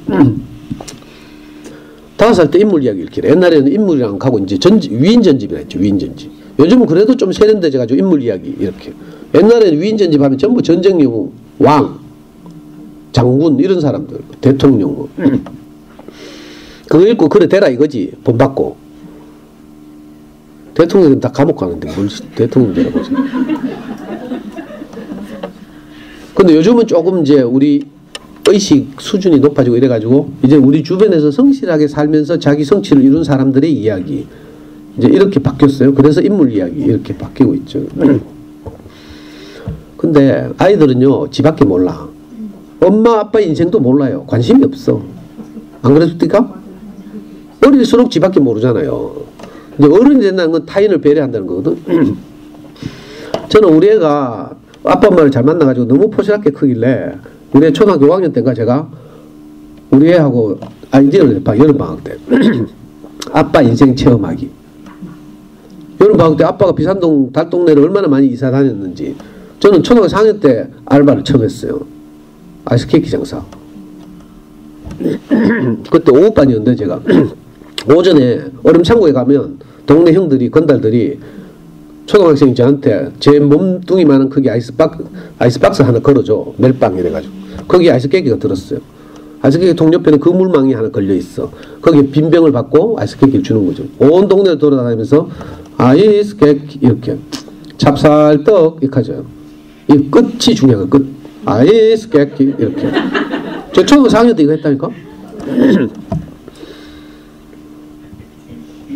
15살 때인가는 제가 서문시장에 2층에 포목점 아줌마들한테 주간지 팔러 다녔잖아요. 주간중앙이요 주간중앙 하면서 50원 주고 한 번 팔면 10원씩 남았거든. 저 이렇게 이제 어렵게 살았어요. 그래서 우리 아이한테도 어렵게 사는 사람들도 있다는 걸 보여주려고 그 비산동 아빠가 이사 다녔던 집을 다 투어하기로 했어. 좋은 아이디어죠. 내가 생각해도 창의적이네. 근데 있잖아요. 여름방학 때 하려고 했는데 이 새끼 이게 출발하기도 전부터 뭐 신경질 내면서 있잖아. 왜 내가 그걸 해야 되냐고 지랄을 해가지고 내가 듣다 열받아가지고요. 억지로 끌고 가는 것도 보통 힘든 일이 아니거든. 그래서 내가 열받아 때려치웠어요. 그때 내가 알았잖아. 인마는 아빠 인생에 관심이 없구나. 지밖에 몰라. 돈 잘 주고 뭐 이렇게 하면 좋아하고 그죠. 근데 근데 그런 우리 5학년 애도 그랬는데 이거 5살짜리 보고 뭐 위인진 뭐 인물 이야기 읽고 뭐 인물을 본받아서 뭐 에디슨처럼 지긋하게 공부하라고 막 우리 생각이죠, 우리 생각. 자, 어릴 때 우린 불안하잖아요. 책 읽기가 중요하다는 건 알아? 근데 어떤 책이 좋은 책인지 몰라? 그러니까 언니들 딸 교육도 받으러 가고 푸르미 닷컴도 가가지고 보고. 우리 아이가 2학년 때가 3학년 때인가 푸르미 아빠가 책을 냈어. 푸르미는 우리 아이하고 같은 1991년생이에요. 우리 애는 2월생이라서 학년은 하나 빨라. 잠수님 아들도 우리 애하고 동갑이고요. 우리 애가 학년은 하나 빠르죠. 푸르미 아빠 그때 책을 냈는데 푸르미 이렇게 영재를 키웠다 하면서 그게 장안의 베스트셀러가 됐다니까. 그게 대박 나가지고 지금 오늘날 푸르미닷컴이 된 거라. 지금 푸르미닷컴에서 자체 전집도 막 만들어내고 이러더라고. 책을 딱 저도 자녀교육에 관심이 많았잖아요. 나오는 책 다 읽었어요. 푸르미 아빠 책도 읽었죠, 당연히. 2시간 만에 다 읽었어. 푸르미 아빠가 한 큰 공헌은 뭔지 알아요? 책 읽기가 중요하다. 이걸 온 나라에 알린 거라. 그건 참 중요한 공헌이라고 할 수 있죠. 제가 딱 읽고 나는데 2가지 점에서 정말 기분 나쁘더라고. 첫째는요, 야, 이런 책은 내가 내야 되는데, 하면서. 제 양반이 먼저 내가지고, 이게, 그거 정말 기분 나빴어요. 내보다 선수 쳤네, 하면서. 2번째는요, 책을 다 덮었는데 안타깝더라고. 푸르미 아빠는 어린이 책에 대해서 하나도 모르는구나. 그 책 읽어보시면 인지 모르겠는데. 읽어보면요, 어린이 책에 대해서 몰라. 그래서 자기 집에 오는 엄마가 또 뭐 국가대표 탁구 선수 출신이잖아, 푸르미 엄마가. 그 푸르미 엄마가 전적으로 그 자기 집에 오는 웅진 방판 아저씨가 권하는 대로 웅진 전집을 다 받아들였어요. 그래가지고 유치원도 안 보내고 유치원 교육비를 가지고 그거 전집을 사가지고 푸르미하고 푸르미 동생이 그걸 막 엄청 읽은 거지. 그래가지고 애들 똑똑해졌다고 푸르미 이렇게 영재력 키웠다 하더라고. 초등학교 2학년 때 영재력 하는 게 말이 되는지 모르겠는데 그것도 좀 회의적이지만 하여튼 그랬어요. 푸르미 아빠는 공인이니까 내가 마음대로 해도 되겠지 뭐. 유명하잖아요. 맞죠? 엄마들 푸르미닷컴도 가니까 종교처럼 막 얼마나 막 광신하는지 막 몇 시부터 몇 시까지 그렇게 전집 읽히면 다 푸르미처럼 된다고 생각해가지고 가끔 그렇대. 10만 명에 1명 푸르미 같은 애가 나타나더라고. 몇 명 중에 1명요? 그걸 잘 알아야 돼. 우리 아이 또래들 60만 명이거든. 계산이 되나 모르겠네. 근데 누구나 될 줄 알고 막 들이대더라고. 그렇게 해서 경쟁적으로 지식 중심의 책 읽기를 하는 거예요. 근데 요즘 시대가 달라졌잖아. 요즘은요, 네이버에 물어보면 다 가르쳐줘요. 네이버도 안 되면 구글 물어보고. 그죠? 네이버가 얼마나 구글의 공격을 잘 방어했는지. 다른 나라들은 그 나라 검색 엔진이 다 구글에 장악당했어. 근데 우리나라만 네이버가 구글을 방어하고 있다니까. 왜 그런 줄 알아요? 네이버 안에 축적된 정보는 다른 검색 엔진이 검색 못하도록 네이버가 반칙을 쓰고 있어. 그래가지고 구글로 검색하면 네이버에 있는 정보 안 나와요. 그래가지고 네이버가 지금 아직도 우리나라 검색 엔진이 1위를 차지하고 있다니까. 다른 나라들은 다 구글이 차지했어. 뭐 네이버 이야기 할 건 아닌데. 하여튼 네이버에는 백과사전도 있고 오만 거 다 있어. 뭐든지 물어보면 대답해 주죠.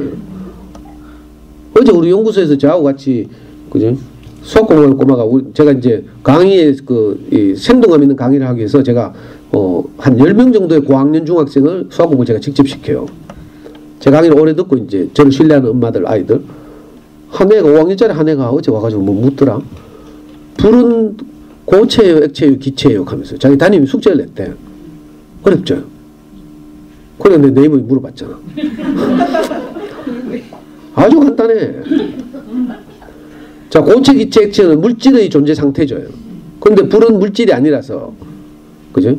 물질이 산소와 만나서 타는 현상이죠, 현상. 이걸 애들이 대답하고 네이버에서 막 지식 있는 검색하면 대답하고 있대요. 어려운데.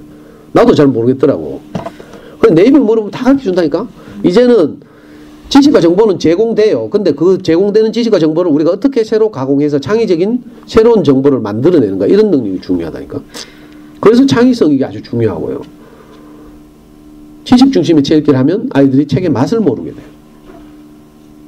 그죠? 그리고 유아기 때 읽는 지식은 초등학교 6학년 겨울 방학 때 일주일만 읽으면요, 유아기 때 3년 읽는 것보다 더 많은 지식을 알 수 있어. 그러니까 아무 걱정 안 해도 돼요. 몰라서 그런 거예요, 몰라서.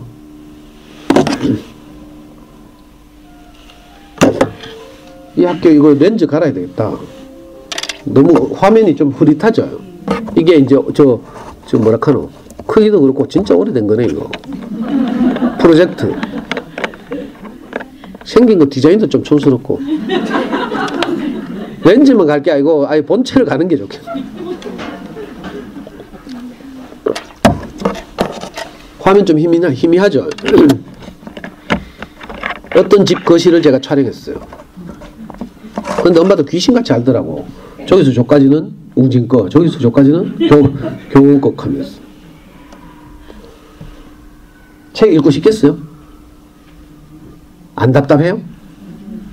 우리는 몰라가지고 불안해서 수천만 원씩 투자해서 막 적금 깨고 이래가 사더라고.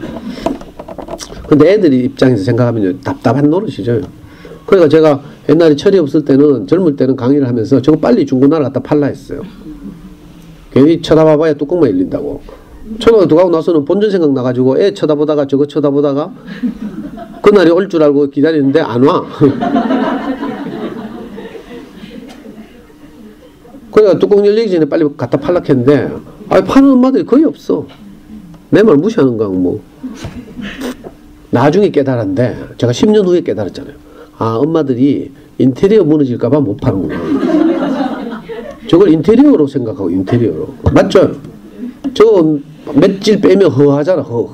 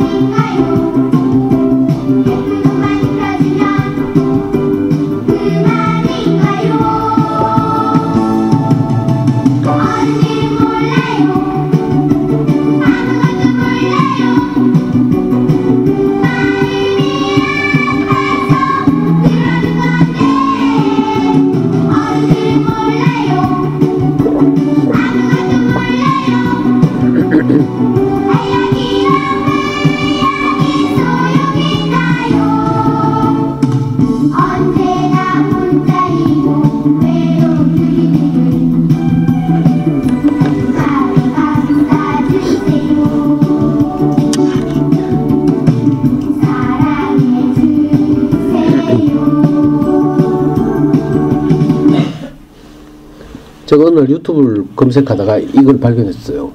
너무 아이들 마음을 잘 나타내고 있길래 제가 이렇게 동영상을 다운받아가지고 이렇게 PPT에 넣었는데 저는 저만 아는 줄 알았어. 엄마들 이 노래 다 알고 있더라. 알아요? 어떻게 알았어요? 아니 학교 교과서에 나와요? 아니죠.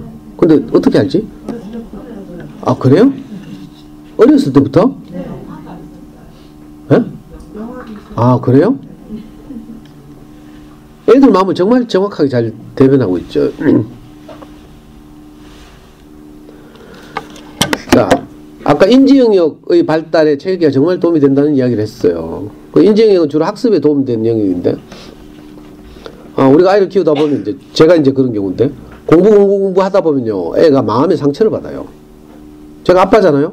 정말 저는 우리 애가 소중했거든. 하나밖에 없는 아들인데 저는 아버지도 일찍 돌아가시고 이래가지고 저는 정말 특별히 아이에게 저는 아버지의 부존재가 제 인생의 큰 결핍이었거든요. 그래서 이 아이에게 나는 항상 좋은 아빠로 존재하리라고 생각했어요. 그래서 아이를 직접 키우고 이랬는데 이 상황에 내가 애 공부 잘 시키려고 내가 제일 아쉬우니까 그걸 막 열심히 했는데 이 새끼거는 일반 이거는요 일기장에다 뭐라 쓰는 줄 알아요? 아빠 빨리 죽었으면 좋겠다. 1학년 때 일기장에 이랬었다니까. 놀리지 마. 애들 다극한다니까. 애들은 죽음의 정의를 몰라. 형 동생 둘 키우는 애들 보면요 제가 어린이 위한 인문학 수업회가 애들하고 일주일에 한 번씩 만나서 그림책 읽고 마음을 표현하는 이런 수업을 하는데 형 동생을 주제로 한 그림체를 가지고 아이들하고 수업해보면 너희들 마음을 표현해보라고 하면 다 뭐라고 썼는지 알아요? 형 없어졌으면 좋겠다. 동생 죽었으면 좋겠다. 다 이렇게 한다니까. 그 애들이 이때 죽었으면 좋겠다 이 말은 나는 엄마의 부족함 없는 사랑을 받고 싶다 이 말이에요. 엄마들이 동생 자꾸 키워하니라고 4살짜리 형 보고 막 니는 다 컸으니까 양보하라 하고 막 이렇게 하잖아. 그러니까 엄마의 사랑이 충분히 자기에게 도달하지 않으니까 엄마의 충분한 사랑을 내가 누리고 싶다 이걸 동생 죽었으면 좋겠다로 표현하는 거라. 하여튼 그래도 초등학교 1학년짜리가 아빠 죽었으면 좋겠다 하니까 기분 좋겠어요? 나는 못 봤어. 근데 이 오지랖 넓은 우리 아이가 그걸 보고 내한테 캐준다? 지만 알고 지나가면 될 낀데. 야, 내 진짜 얼마나 속상한지. 그러니까 학습 공부 하다 보면 이렇게 아이하고 관계가 어려워지고 애들은 정서적으로 상처를 받고 자존감이 낮아지고 이렇죠.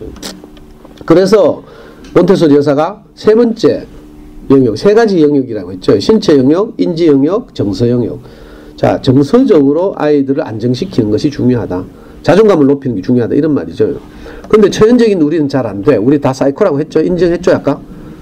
이상하게 안 되죠. 저도 안 되더라고. 열받으면 있잖아요. 막 문제집 저 던지고 막 머리통 때리면서 막 니 같은 거 공부할 자격도 없어하고 막. 그죠? 이렇게 하는데 애들이 막. 저는 애가 정신 차리라고 수학 공부할 때 오답 나오잖아요. 정신 차리라고 한 대 쥐어 박았어. 그럼 애가 정신을 차리는 게 아니라 정신줄을 놔.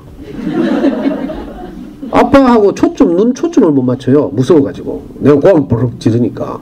눈동자가 팽팽팽 돌아가. 너무 미안하고 막 안타깝고 막. 그러니까 천연적인 저로서는 안 되는 거라, 이게. 근데, 고맙게도, 제가 어린 선생 만났다 했잖아요. 좋은 어린이 책을 매일 읽으니까, 내가 낮에는 비록 그렇게 미친놈처럼 하더라도, 저녁에 좋은 어린이 책을 읽을 때는 제정신 돌아오는 거라. 그리고 책을 읽어주면요, 그 책을 통해서 내 마음 깊은 곳에 가라앉아 있던 우리 아이들 정말 소중하게 생각하는 마음이 올라와요. 그래서 아이에게 읽어주다 보면 같이 울고요. 저는 아이한테 책 읽어주면서 많이 울었어요. 책 일단 내가 치유를 받고 일단. 너무 신기한 경험을 했는데, 그리고 책이 어떻게 내 마음을 그렇게 잘 표현하고 있는지, 예를 들면 언제까지나 너를 사랑해 이런 그림책 보면요, 비록 내가 공부하고 있지만 속마음은 그게 아니거든. 우리 아이가 부족함 없이 자랐으면 좋겠다 이런 마음이 있고, 잘 때 있잖아요. 우리 와이프는 애 잠들자마자 지도 뛰가서 지방에 가서 자더라고. 근데 저는요, 애 잠들면 불 꺼주고 있잖아요. 땀 흘리는 거 싶어 거즈 수건으로 이마에 땀 닦아주고, 또 가끔씩 꿈을 꿔. 악몽, 뭐 괴롭힘 당하는 꿈 이런 거 꾸면서 뭘 괴로워하거든. 그때 내 마음이 어떤지 알아요? 정말 꿈속에 들어가고 싶어. 내가 꿈속이라도 들어가서 이 상황을 해결해 주고 싶다 이런 생각이 있어요. 그게 불가능해서 안타깝지. 그래서 내가 막 기도도 한다니까. 내가 할 수 없는 영이 있구나, 아이를 키우면서. 정말 하나님이 도우셨으면 좋겠다. 우리 아이를 잘 지켜주셨으면 좋겠다. 이런 마음이 저절로 생겨요. 신이 있다면 정말 그랬으면 좋겠다. 그 간절한 마음이 있잖아요. 이 좋은 어린이 책을 통해서 아이들에게 전달되면 아이들이 정서적으로 안정되는 거죠. 그러니까 책을 읽을 때 지식 중심의 책을 읽으면 안 되고, 아이가 이건 내 이야기네 이런 생각이 드는 그림책을 읽어야 해요. 그 대표적인 그림책이 하나 있는데, 우리나라 작가 최숙희라는 작가가 쓴 엄마가 화났다 이런 그림책이 있어요. 오늘 엄마가 이 꼬마한테 짜장면을 시켜줬다. 짜장면 너무 좋아하니까 시켜줬는데 애들이 먹다 보면 어떻게 돼요? 흘리고 튀고 옷에 묻히고 막 이러죠. 그게 싫으면 짜장면 시켜주면 안 돼. 탕수육 시켜주든지 안 튀게. 근데 얘가 짜장면 너무 맛있게 먹다가 막 저 식탁에 다 쏟고 막 지 옷에 묻고 막 개판이 됐어. 엄마가 또 이제 잔소리 하는 거라. 빤한 잔소리. 허리춤에 지금 손 올라가는 각도 보여요? 그러니까 열받아가지고 빨리 가서 씻으라 했어, 이제. 옷 벗고 옷 갈아입고 씻고 옷 갈아입고 이렇게 말했겠죠. 근데 애가 목욕탕 가서 씻어. 근데 저 꼬마가 뭐 거품 세제 짜는 걸 잘 짜겠어요? 넘치게 짰겠지. 제 상상이에요, 이거. 넘치게 짜가지고 아깝잖아? 근데 갑자기 엄마가 목욕탕 청소하는 생각이 났어. 그 지도 이제 막 엄마 하던 짓을 하는 거라. 온 목욕탕을 청소한다고 개판을 만들어 놓고 있어. 하도 안 나와서 엄마가 목욕탕 문을 열어보니까 근데 난리가 났죠. 그래가지고 머리 쥐뜯고 있잖아. 엄마 머리 쥐뜯고 있는 거 보여요? 따라다니면서 엄마가 잔소리 사사건건. 그래서 이번에는 조신하게 한번 놀아볼 거라고 생각했겠지. 너무 넘어갔다 이거. 그래가지고 아마 처음에는 스케치북에 그림을 그렸을 거야 아마.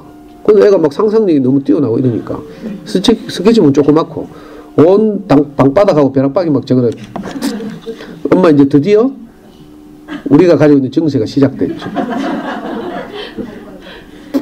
그래가지고 막 입으로 뭐 오만 막 거친 말들을 쏟아내면서 엄마들 진짜 욕 잘하대. 나 엄마도 이렇게 이쁘게 화장해가지고 이렇게 다니니까 욕 안 한 줄 알았어. 애들하고 책 수업하면서 엄마에 관한 주제로 책 수업할 때 엄마가 어떤 말을 할 때 제일 속상해 하면 야 이 씨발로 막 할 때 애들 그래 적는다니까. 어떤 애는요 그 뭐야 엄마 사용법이란 책이 있어. 엄마를 이제 새로 주문해가지고 엄마를 주문하면서 엄마 사용법 매뉴얼도 배달되는 이런 책 이야기인데 아주 창의적이죠. 그 책 수업을 하면서 제가 아이들한테 엄마를 새로 주문하고 싶은 사람 빨리 주문서를 작성해라 하면서 용돈은 뭐 일주일에 얼마씩 주고 뭐 게임은 얼마를 시켜주고 뭐 이런 요구를 주문하고 거기에 맞는 엄마를 제작해서 이제 보내줄 거라 하니까 애들이 초등학교 3학년짜리 애들이 진짜로 아주 진지하게 엄마 주문서를 작성했어요. 어떤 애들은 그래도 우리 엄마가 욕은 좀 하지만 엄마를 바꿀 정도는 아닌 것 같아요 하면서 주문서 작성 안 하겠다는 애도 있고 어떤 애들은 진짜로 진지하게 막 일주일에 용돈은 10,000원 이상 주고 게임은 뭐 매일 1시간 이상 시켜주고 하면서 막 주문서를 작성해가지고 저한테 냈어요. 그런데 2주 후에 배달돼 온다 했거든. 아 2주가 지났는데 배달이 안 돼 오잖아. 애들이 정말 계속 묻는 거야 내한테. 엄마 언제 와요? 하면서.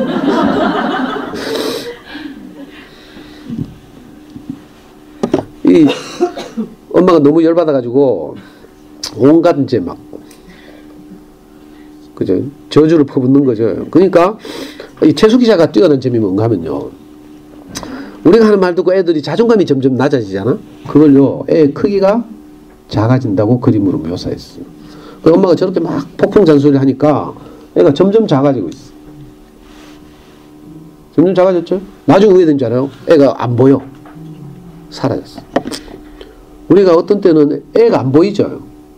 막 내가 열받아가 막 할 때는 애가 상처를 입거나 말거나 애가 내 눈에 안 보여. 그래서 막 내가 온갖 하고 싶은 말들 다 퍼붓는 거죠. 이거하고 비슷한 거라. 애가 완전히 이제 자존감이 낮아져서 애가 엄마 눈에 안 보이게 됐어. 그래가지고 그제서야 엄마가 맨정신 돌아왔어. 애가 안 보이니까. 그래가지고 갑자기 막 애가 사라지니까 울면서 불면서 있잖아요. 온 동네 찾아다닌다. 아까 짜장면 배달해 온 통에 딸려갔나 싶어 짜장면 집에도 가보고요. 저 이거 저작권 때문에 다 못 가지고 왔는데 그림을. 온 데 돌아다니면서 울면서 막 찾아요. 그래도 없어. 근데 알고 보니까 애가 엄마한테 혼나가지고 울다가 엄마 치마 속에서 치마 밑에서 잠들어 있었어. 애가 너무 작아져가지고. 가끔씩 애들 왜 혼나면 막 소파 같은 데 어디 엎드려서 자는 경우 있죠. 뭐 울다 지쳐가지고. 그거하고 비슷해. 그러니까 자다가 보니까 엄마가 막 울면서 자기를 찾거든. 그러니까 아까는 막 내 쥐잡듯이 잡아놓고 갑자기 울면서 자기 찾는 걸 보고 와 우리 엄마가 나를 막 미워하기만 하는 건 아니구나 이렇게 생각이 달라지는 거죠. 치유를 조금 받는 거라 회복되기 시작하는 거죠. 그래가지고 엄마 나 여기 있어 하면서 치마 밑에서 기어 나와. 그래가지고 엄마가 너무 막 기뻐가지고 여러분들 애 쫓아낸 경험 없어요? 어떤 때 애 현관밖으로 쫓아내면 있잖아. 이러면서 진짜로 어디 갑부가 없다. 가면 놀래가지고 5분도 안 돼가 막 우리가 도로 찾으러 다니고 막 이런 경우 있죠. 이게 우리 마음이거든. 우리의 대문밖에 한번 쫓아냈다가 시끄럽했잖아. 대문밖에 없어. 지금 나간 김에 있잖아. 뭐 어디 문방구 간 거야. 저는 그것도 모르고 애가 나쁜 맘 먹고 진짜 가출했나 싶어가 막 온 동네 찾으러 다니고 이랬거든. 이래가지고 이제 막 끌안고 막 아까 초반에 보여드린 것처럼 정서영을 안정시키는데 좋은 어린이책이 3가지 역할을 해요. 첫째, 동일시. 이 책 바로 애들 읽으면요. 이거 우리 엄마네 바로 동일시가 돼. 자는 나고 저 열받은 엄마는 우리 엄마네 이 생각이 든다니까 이게 동일시죠. 그 다음에 그래서 주인공이 혼날 때 나도 속상하고 내가 혼나는 것 같고 주인공이 엄마하고 화해할 때 나도 엄마 사랑을 받는 것 같고 이렇죠. 이걸 보고 자기 정화, 영어로 카타르시스라고 하죠. 그 이 과정을 거쳐서 3번째 뭘 깨닫는 거라. 아 우리 엄마가 나를 사랑하시는구나. 혼낼 때는 막 무섭고 막 나를 미워하는 것 같았는데 이런 책을 읽다 보면 마음이 좀 위로가 되고 치유가 되고 이렇죠. 그래서 마지막에 인사이트니스 통찰 뭘 깨닫는 거죠. 책을 덮고 나면 이런 책이 좋은 어린이책이라. 애가 꼭 자기 같잖아요. 그래서 이런 책을 읽으면 애들이 좋아가지고 재밌어가지고 계속 찾는다니까. 좋은 원칙이 바로 이런 거죠. 여러분들이 연속극을 좋아하는 이유가 뭐예요? 주인공과 내가 동일시되잖아. 작년에, 재작년인가? 태양의 후예 볼 때 시청률이 40%가 넘었다 하대. 엄마들이 다 지가 송혜교인 줄 알고 있잖아. 뭐 안구 저거 한다 개사코 뭐. 그때 진짜 가관이더만. 아니 모르는 어떤 분한테서 저한테 장문의 카톡이 왔어요. 수요일 목요일 아빠들이 행동 요령하면서. 그 수목 드라마 했거든. 10시부터 11시까지 본방한대. 엄마들이 본방을 사수하려고 9시부터 예민해져 있대. 그러니까 무조건 저녁 먹고 들어가는 거라. 저녁 먹고 들어가서 안방에 처박혀가지고 나오면 안 된대. 근데 마지막이 너무 웃겼어요. 본방 끝났다고 거실에 뛰나가지고 뭐 송중기가 좋아 내가 좋아 이렇게 하면 안 된다는 거야. 엄마들은 본방 끝나도 여전히 송중기의 잔영이 남아있기 때문에 그걸 누릴 수 있는 시간을 줘야 된다. 왜 그렇겠어요? 주인공과 내가 동일시되니까. 그리고 갈등을 겪을 때 나도 안타깝고 막 있잖아요. 뭐 어디 파병 나가고 막 오해가 있고 막 이럴 때 있었죠. 아랍에미리트인가? 이번에 문재인 갔다 왔잖아.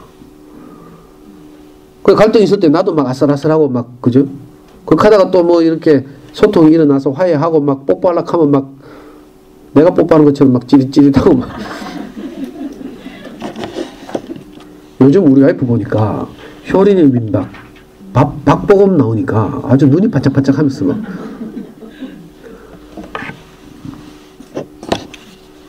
이런 거예요. 좋은 어린이 책은 아이가 주인공과 동일시 되는 책. 지금 몇 시고? 이거 몇 시까지 해야 돼요? 그럼 맞춰야 되네. 그럼 이제 할 이야기 지금부터 하려고 했는데 이거 아니 다른 학교는 12시까지거든요. 왜냐면 여기는 11시 반까지지? 이상하다. 하여튼 저도 우리 아이하고 실패를 많이 했는데요. 그러는 그 실패를 다 이제 좌절 이런 걸 많이 했지만 제가 잘한 건요. 포기하지 않았어. 동네 언니들이 보통 그렇게 이야기하거든. 야 극하다. 네가 애 뭐 잡다가 애 관계만 나빠진대 하면서. 극하니 차라리 학원 보내라 하지. 그럼 엄마들 들어보니까 그럴듯하죠? 그래서 학원 보내. 근데 학원 보내고 관계 좋아집니까? 관계 나빠지는 건 똑같고 애 뭐 공부해서 뭘 어려워하는지 이건 전혀 모르고 이제 이렇게 되는 거라. 고학년 중학생 되면 대책이 없어져요. 그러면 안 돼. 가능하면 초등학교 때는 실패하고 좌절하고 싸우고 찌르고 볶더라도 아이하고 직접 뭘 해봐야죠. 그래야 우리 애가 뭘 어려워하는지를 알 수 있어. 수학 공부 한번 시켜봐요. 그래야 애가 어떤 개념을 어려워하는지 이걸 안다니까. 그래가지고 우리 애 수능 잘 쳤잖아요. 수많은 실패를 하면서 인증샷. 이게 그래도 전국에서 한 200등, 250등 한 수능 성적표예요. 수석은 못했어.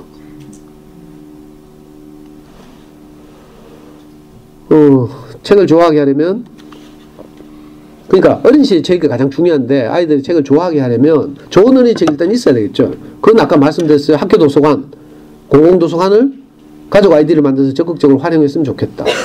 그러면 정말 사교육비 현저하게 줄이고 안정적으로 아이의 성장을 기대할 수 있어요. 그리고 특히 저학년들은 아이들에게 책을 많이 읽어줬으면 좋겠다. 책 읽어주기가 그 아이의 책 읽기를 좌우해요. 어린 시절에 많은 이야기를 읽어주는 이야기를 들은 아이들이 나중에 자기 책 읽는 능력도 비례해서 향상돼요. 우리 젊은 엄마들이 실패하는 것 중에 하나가 아이들이 한글을 알잖아. 네가 한글 아니까 네가 책 읽어. 엄마는 바쁘니까 청소하고 설거지 할게 하면서. 어제도 동호동에서 강의했는데 어떤 엄마가 와서 묻는 말이 세이펜을 읽어줘도 돼요? 이렇게 하더라. 세이펜 몰라? 안타까워 죽겠어요. 세이펜을 읽어주거나 CD 틀어주거나 이건요 엄마가 읽어주는 게 아니에요. 엄마의 마음을 묻어서 엄마의 마음을 책 읽기를 통해서 흘려보내는 거지. 거기에 기계음을 들려줘가지고 무슨 닭 키우는 것도 아니고. 양계장 가면요 그걸 한다니까.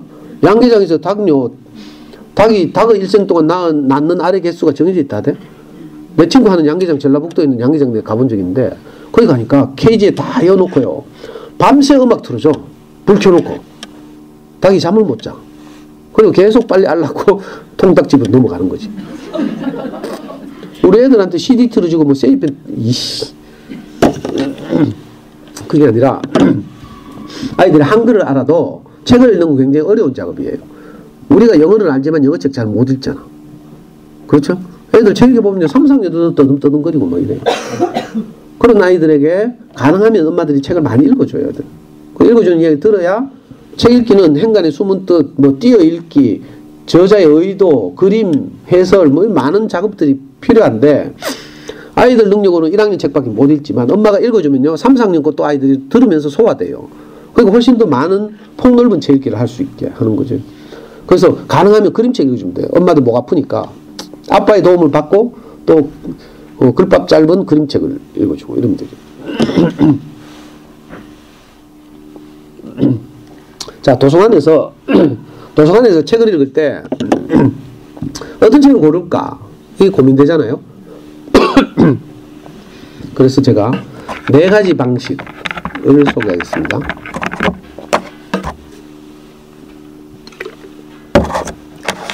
인터파크가 또 교보가 전산화된 이후로 인터파크하고 교보에서 가장 많이 팔린 책들을 통계를 내보니까 1번에 10번이 저런 책이었어요. 인터파크 같은 경우에. 저기서 이제 힌트를 넣는 거죠. 저게 중요한 게 아니고 10권 찍어봐야 소용없어요. 10권 읽히고 말 거예요. 자, 저기서 힌트를 넣는 거죠. 제일 첫 번째 방법은요. 좋은 어린이책을 내는 출판사는 자기 출판사의 명예 때문이라도 계속 거듭해서 좋은 책을 만들게 돼 있어요. 자, 우리나라 그림책 가운데 가장 불멸의 그림책이죠. 강아지똥. 벌써 나온 지 50년 지났어요. 권영수의 만동에 사시다가 돌아가신 지 벌써 10년이 지났어. 강아지똥을 만든 출판사는 길벗 어린이라는 출판사예요. 그러면 길벗 어린이라는 출판사는 저는 불후의 명작을 만들잖아요. 그 출판사 명예가 높아졌죠.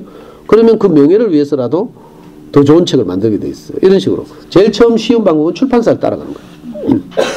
저학년 어린이책 시장에서 자 가장 권위 있는 좋은 책을 많이 만드는 출판사는 비룡서죠. 비룡서는 우리나라 출판 대기업 민음사라고 있는데 그 민음사의 자회사예요. 어린이책 브랜드.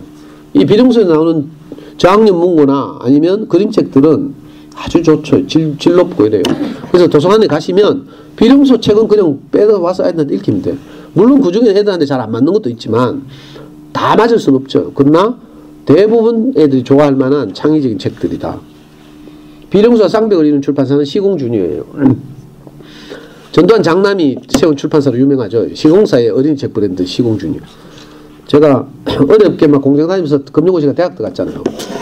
대학 들어가면 그 전두환이 쿠데타를 일으켜가지고 정권을 장악했어. 그래가지고 제가 할 수 없이 내 출세보다 우리나라의 민주주의가 더 급하다 이런 생각이 들어서 제가 그만 운동권 됐잖아요. 운동권, 전두환 정권 타도투쟁. 그러다가 저는 감옥도 가고 이랬거든요. 국가보안법 7조 2항 위반하고 뭐 계속 늘 수배받고 뭐 이랬는데 애 키울 때 또 보니까 어린이 서점에 시공주니어 하면서 있는 거야. 알고 보니까 여기서 비자금이 흘러왔는지 어쩐지. 근데 있잖아요. 제가 정말 간사한 것이 제가 대학 다닐 때 전두환 그림 미워했거든. 광주항쟁의 주범하고 막. 근데 저 출판사에서 좋은 어린이책을 내고 우리 애가 그 책을 너무 좋아하니까 내가 뭐 전두환이고 나발이고 지금 우리 애가 책 좋아하는데 뭐. 그러니까 저는요 시공주니어 책 엄청 샀어요. 저 돈이 많아서 그런지 진짜 주옥 같은 작가들의 책을 그 저작권 주고 사다가 또 번역가도 수준 높은 번역가를 붙여서 잘 번역해내. 우리 애가 좋아했던 시공주니어 책 영국 작가 로알드 달이라고 있는데 이분의 작품들 정말 재밌어요. 찰리와 초콜릿 공장, 마틸다, 제임스 슈퍼복숭아, 그죠? 뭐 이런 책들이 있거든요. 전부 영화로 만들어졌다. 도서관에 가서 시공주니어 책은 주로 외국 번역 창작 동화들이죠. 시공주니어 책은 안심하고 들려보셔도 돼요. 정말 재밌는 책들 많아. 우리나라 책들은요, 우리나라 분단 상황이고 뭐 소외가 있고 이래서 가난이 있고 이래서 저는 좀 묵직한 주제를 많이 다루고 있는데 외국 책들은 묵직한 주제는 별로 없고요. 대부분이 창의적이거나 아주 유쾌하거나 재밌거나 이런 책들이에요.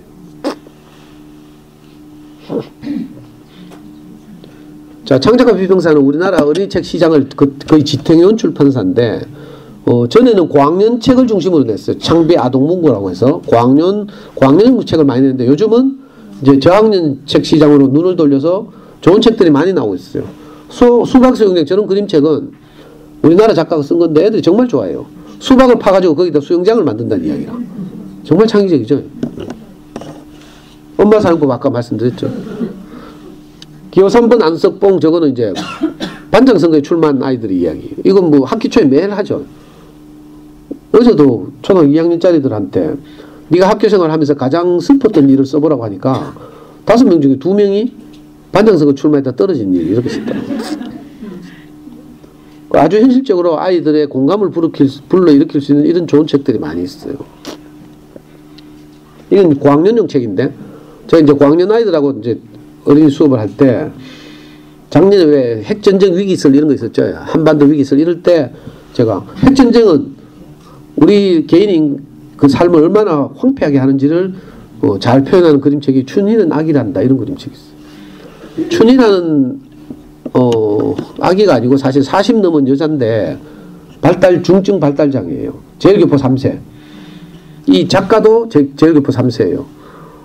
그 작가가 어린 시절에 어떤 집 앞을 지나오는데 학교 끝나면 항상 거기서 이상한 자기가 못 알아듣는 한국말로 어떤 할머니가 노래를 불러. 나의 살던 고향은 꽃피는 산골 하면서 기저귀를 빨아서 너는, 그 이상해서 이 집에 아기가 없는데 왜 기저귀를 빨아서 늘어요 하니까, 그죠?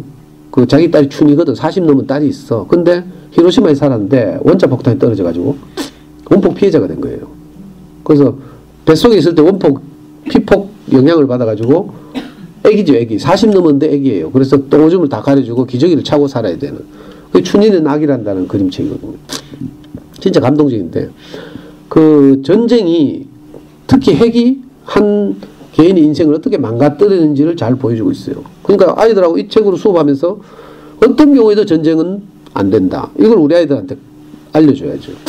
그러니까 그림책이라고 해서 무시하면 안 돼. 아주 묵직한. 꽃할머니 저건요, 요즘 우리 사회적으로 떠들썩한 일본 대사관 앞에 의자 갖다 놓고 할머니 동상 있죠. 꽃할머니는 그 바로 일본군 위안부 이야기예요. 그러니까 그림책이라도 고학년들에게 생각할 거리를 주는, 생각하는 힘을 자라게 하는 좋은 그림책들이 아주 많이 있어요. 제가 시간이 없어서 다 소개 못하는 게 안타깝고, 아까 길버드린 이야기 했죠. 불멸의 그 그림책 강아지똥, 우리나라 최초로 100만 부를 넘은 강아지똥을 만든 출판사가 길버드린인데, 이 길버드린에서 그러니까 아이들이 좋아하는 정말 재밌는 그림책을 만들어요. 그 대표적인 게 이 지원이와 병관이 시리즈거든요. 저는 제가 얼핏 보기에 이 세계적인 그림책에 비하면 이 그림도 좀 그저 수준도 그렇고 이래서 별로 안 좋아할 줄 알았는데, 우리 초등학교 저학년 아이들이 이거 정말 환장을 하고 좋아해요. 지금까지 시리즈로 9권 나왔거든. 왜 좋아하는 줄 알아요? 이 길버든이 이 그림책을 만드는 편집 주관하는 고대영 선생이라고 있는데, 이분이 자기 애가 큰 딸이 지원이에요. 아들이 병관이라. 자기가 아이를 키우면서 직접 일어나는 일을 그림을 못 그리니까 그림 작가를 붙여서 책으로 만들었어요. 그러니까 정서적으로 아이들이 너무 좋아하는 거죠. 왜? 자기들 이야기 같으니까. 작년에 이 고대영 선생님 대구 내려와서 그 만촌동에 있는 어린이 선생님에서 강연을 했는데 카더라고. 지원이가 지금 대학을 졸업하고 취직했대. 병관이는 군대 갔다 와서 지금 취직 준비하고 있고. 근데 지금 이 독자들에게는, 우리 아이들에게는 여전히 자기 또래의 초등학생인 거죠. 지하철을 타고서 저런 그림책을 제가 아이들하고 수업하다가 진짜로 우리 연구소 근처에 지하철 상인역에 아이들 다 데리고 가서 직접 저와 같이 지하철 타고 이랬다니까. 지하철 타보면 거기 소방안전을 위한 시설도 있고 뭐 있거든요. 그리고 지하철에서 티켓팅을 어떻게 하는지. 어떤 애가 500원을 넣고 티켓팅을 했는데 지하철에 그 토큰이 안 나와. 그래가지고 애가 막 울면서 있잖아요. 내 500원 날라갔다고 막. 내가 그때 당황해가지고 있잖아. 그래가지고 막 지하철 영무원한테 찾아가서 막 사정을 막 설명하니까 그 영무원 아저씨가 정말 자기 사비를 들여서 다시 돈을 넣고 티켓팅 해줬어요. 그런 에피소드도 있고. 아이들이 정말 좋아할 만한 이런 좋은 책들이 많이 있다. 이 학교 도서관 가서 또는 구수산 도서관, 뭐 태전 도서관 가서 이렇게 적극적으로 좋은 어린이책을 아이들에게 공급하는 일을 여러분들이 하는 게 초등 저학년 시절에 해야 될 가장 중요한 일이다. 출판사 생략하겠습니다. 시간이 너무. 두 번째 방법은요, 가장 많이 팔린 책을 따라가는 거야. 뭐 비슷한 개념인데, 지금까지 전 세계적으로 가장 많이 팔린 그림책 1위는 너는 특별하단다. 아이들의 자존감을 높여주는 책이에요. 아이들은 다양하잖아요. 달라서 특별한 거죠. 너는 너라서 소중하다 이런 뜻이에요. 이걸 말해주는 미국 그림책인데 전 세계에서 지금까지 제가 알기로 한 3천만 부 이상 팔렸어요. 2위가 뭔가 하면 캐나다 그림책 언제까지나 너를 사랑해.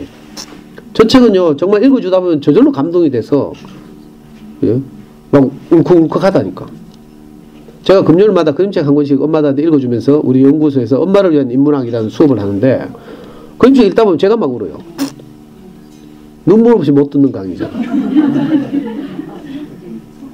자, 고학년 아니죠. 고학년 단행본 중에서 전 세계적으로 가장 많이 팔린 책은 샬롯의 거미줄이에요. 시공주니에서 나온. 시리즈물 중에는 해리포터 1등, 2등 나니아 연대기 이런 식인데. 이것도 고학년 책이니까 지나갑니다. 자, 세 번째 방법은요. 저학년이죠. 수상작을 따라가는 건데 그림책 중에서 가장 권위 있는 책, 그림책의 노벨상이라 불리는 상이 있어요. 그게 뭐 칼데코상. 해마다 미국에서 영어로 출간된 그림책 가운데 전 세계에서 영어로 출간된 그림책 가운데 그해 가장 우수한 그림책 한 권에게 칼데코 메달을 줘요. 그리고 후보가 되었던 나머지 서너 권에게는 칼데코 아너라고 해서 그림책 앞에 보면 딱지가 붙어 있죠. 요 딱지 있죠, 딱지. 이게 이제 그런 상을 수상했다는 뜻이에요.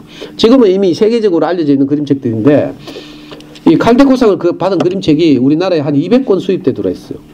그 도서관에 가서는 아니면 알라딘이나 예스24에서 왼쪽 메뉴에서 칼데코 검색하면 칼데코 상 받은 것만 주르륵 떠요. 그런 걸 도서관에서 찾는 거지 이제. 그래서 빌려서 아이들 읽어주면 실패할 확률이 거의 없죠. 미국에 칼데코시 있다면 영국에는 게이트 그린어웨이라고 있어요. 이것도 주옥 같은 그림책이죠. 고릴라 이런 그림책은 웬만한 유치원에서 어릴 때 다 읽어주고 해요. 이것도 세계적인 그림책 시리즈인데 자, 이런 책도 도서관에서 빌려서 읽으면 쉽죠. 영국과 미국 외에 나머지 국가들의 그림책을 대상으로 해서는 이탈리아에서 2년에 한 번씩 이탈리아 볼로냐라는 도시에서 북 페스티벌이 열리는데 우리나라 작가들도 여기서 수상을 많이 하고 있어요. 그러니까 라가치상이라고 불러요. 그 밖에도 많은 주요 메이저 출판사들이 어린이 책에 대한 상을 제정하고 있어요. 그래서 그런 이제 좋은 평가를 받은 책들을 도서관에서 빌려서 읽어주면 되죠. 지금 제가 보여드리는 PPT는 우리 카페에 그대로 올려져 있어요. 다음 카페 대구부모연구소에 혹시 놓치시면 다운받아서 보시면 좋겠고요. 이제 도서관을 자주 다니다 보면 좀 고수가 돼요. 저도 처음에는 아무것도 몰랐거든요. 완전히 초보 아빠였는데 아이하고 같이 하다 보니까 조금씩 알게 된 거죠. 그러니까 자꾸 다니다 보면 이제 작가를 주목하게 돼요. 좋은 그림책을 만든 작가. 아까 했죠? 우리나라 그림책의 전설. 그죠? 다시 이런 분이 날까 할 정도로 정말 아이들의 마음을 위로하고 그저 하찮고 소외된 것들에 대한 귀중함, 소중함을 일깨우는 그림책들을 만들었죠. 강아지똥, 오소리의 집 꽃밭, 엄마 까투리 뭐 이런 거. 여러분들 나중에 시간 나시면 주말에 안동에 한번 놀러 가봐요. 안동에 어떤 초등학교를 폐교된 초등학교를 권정생 동화나라라고 테마 해놨어요. 그 권정생이 일대기 가고 동상 구조물 같은 거 있어요. 그 초등학교 가면 그 강아지 똥 진짜 있다니까. 시멘트로 만들어서 색칠해가지고 엄마 까투리도 있고요. 거기 가면 권정생이 일대기도 있고요. 저는 우리 연구소를 데리고 가을에 소풍도 갔어요. 100명이 넘게 가서 거기서 운동장에서 뛰어놀기도 하고 이랬는데 한번 가보시면 아이들에게 책을 소개하는 이제 아주 유익한 시간이 될 수도 있어요. 안동 어디? 검색하시면 나와요.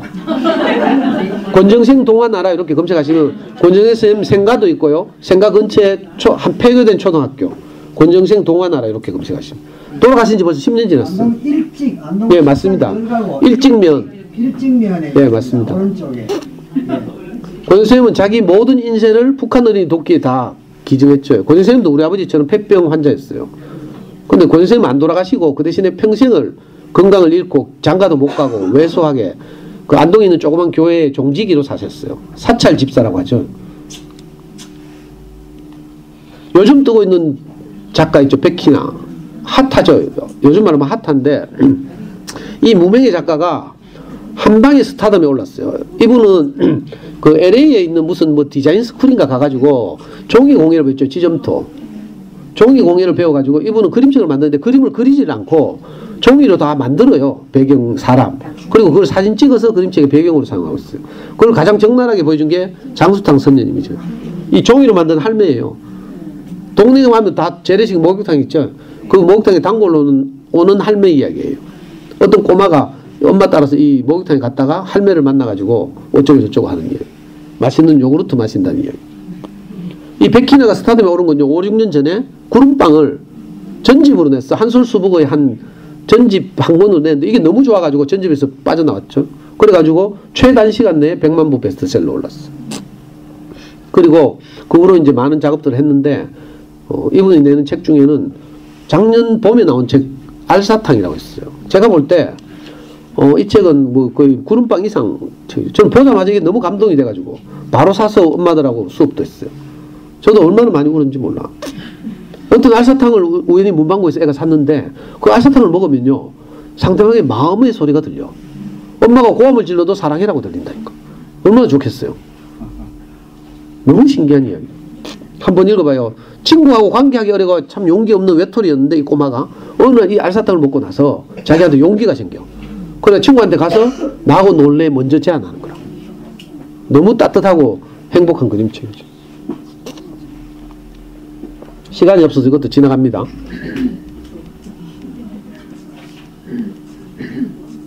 자, 마지막 인증샷인데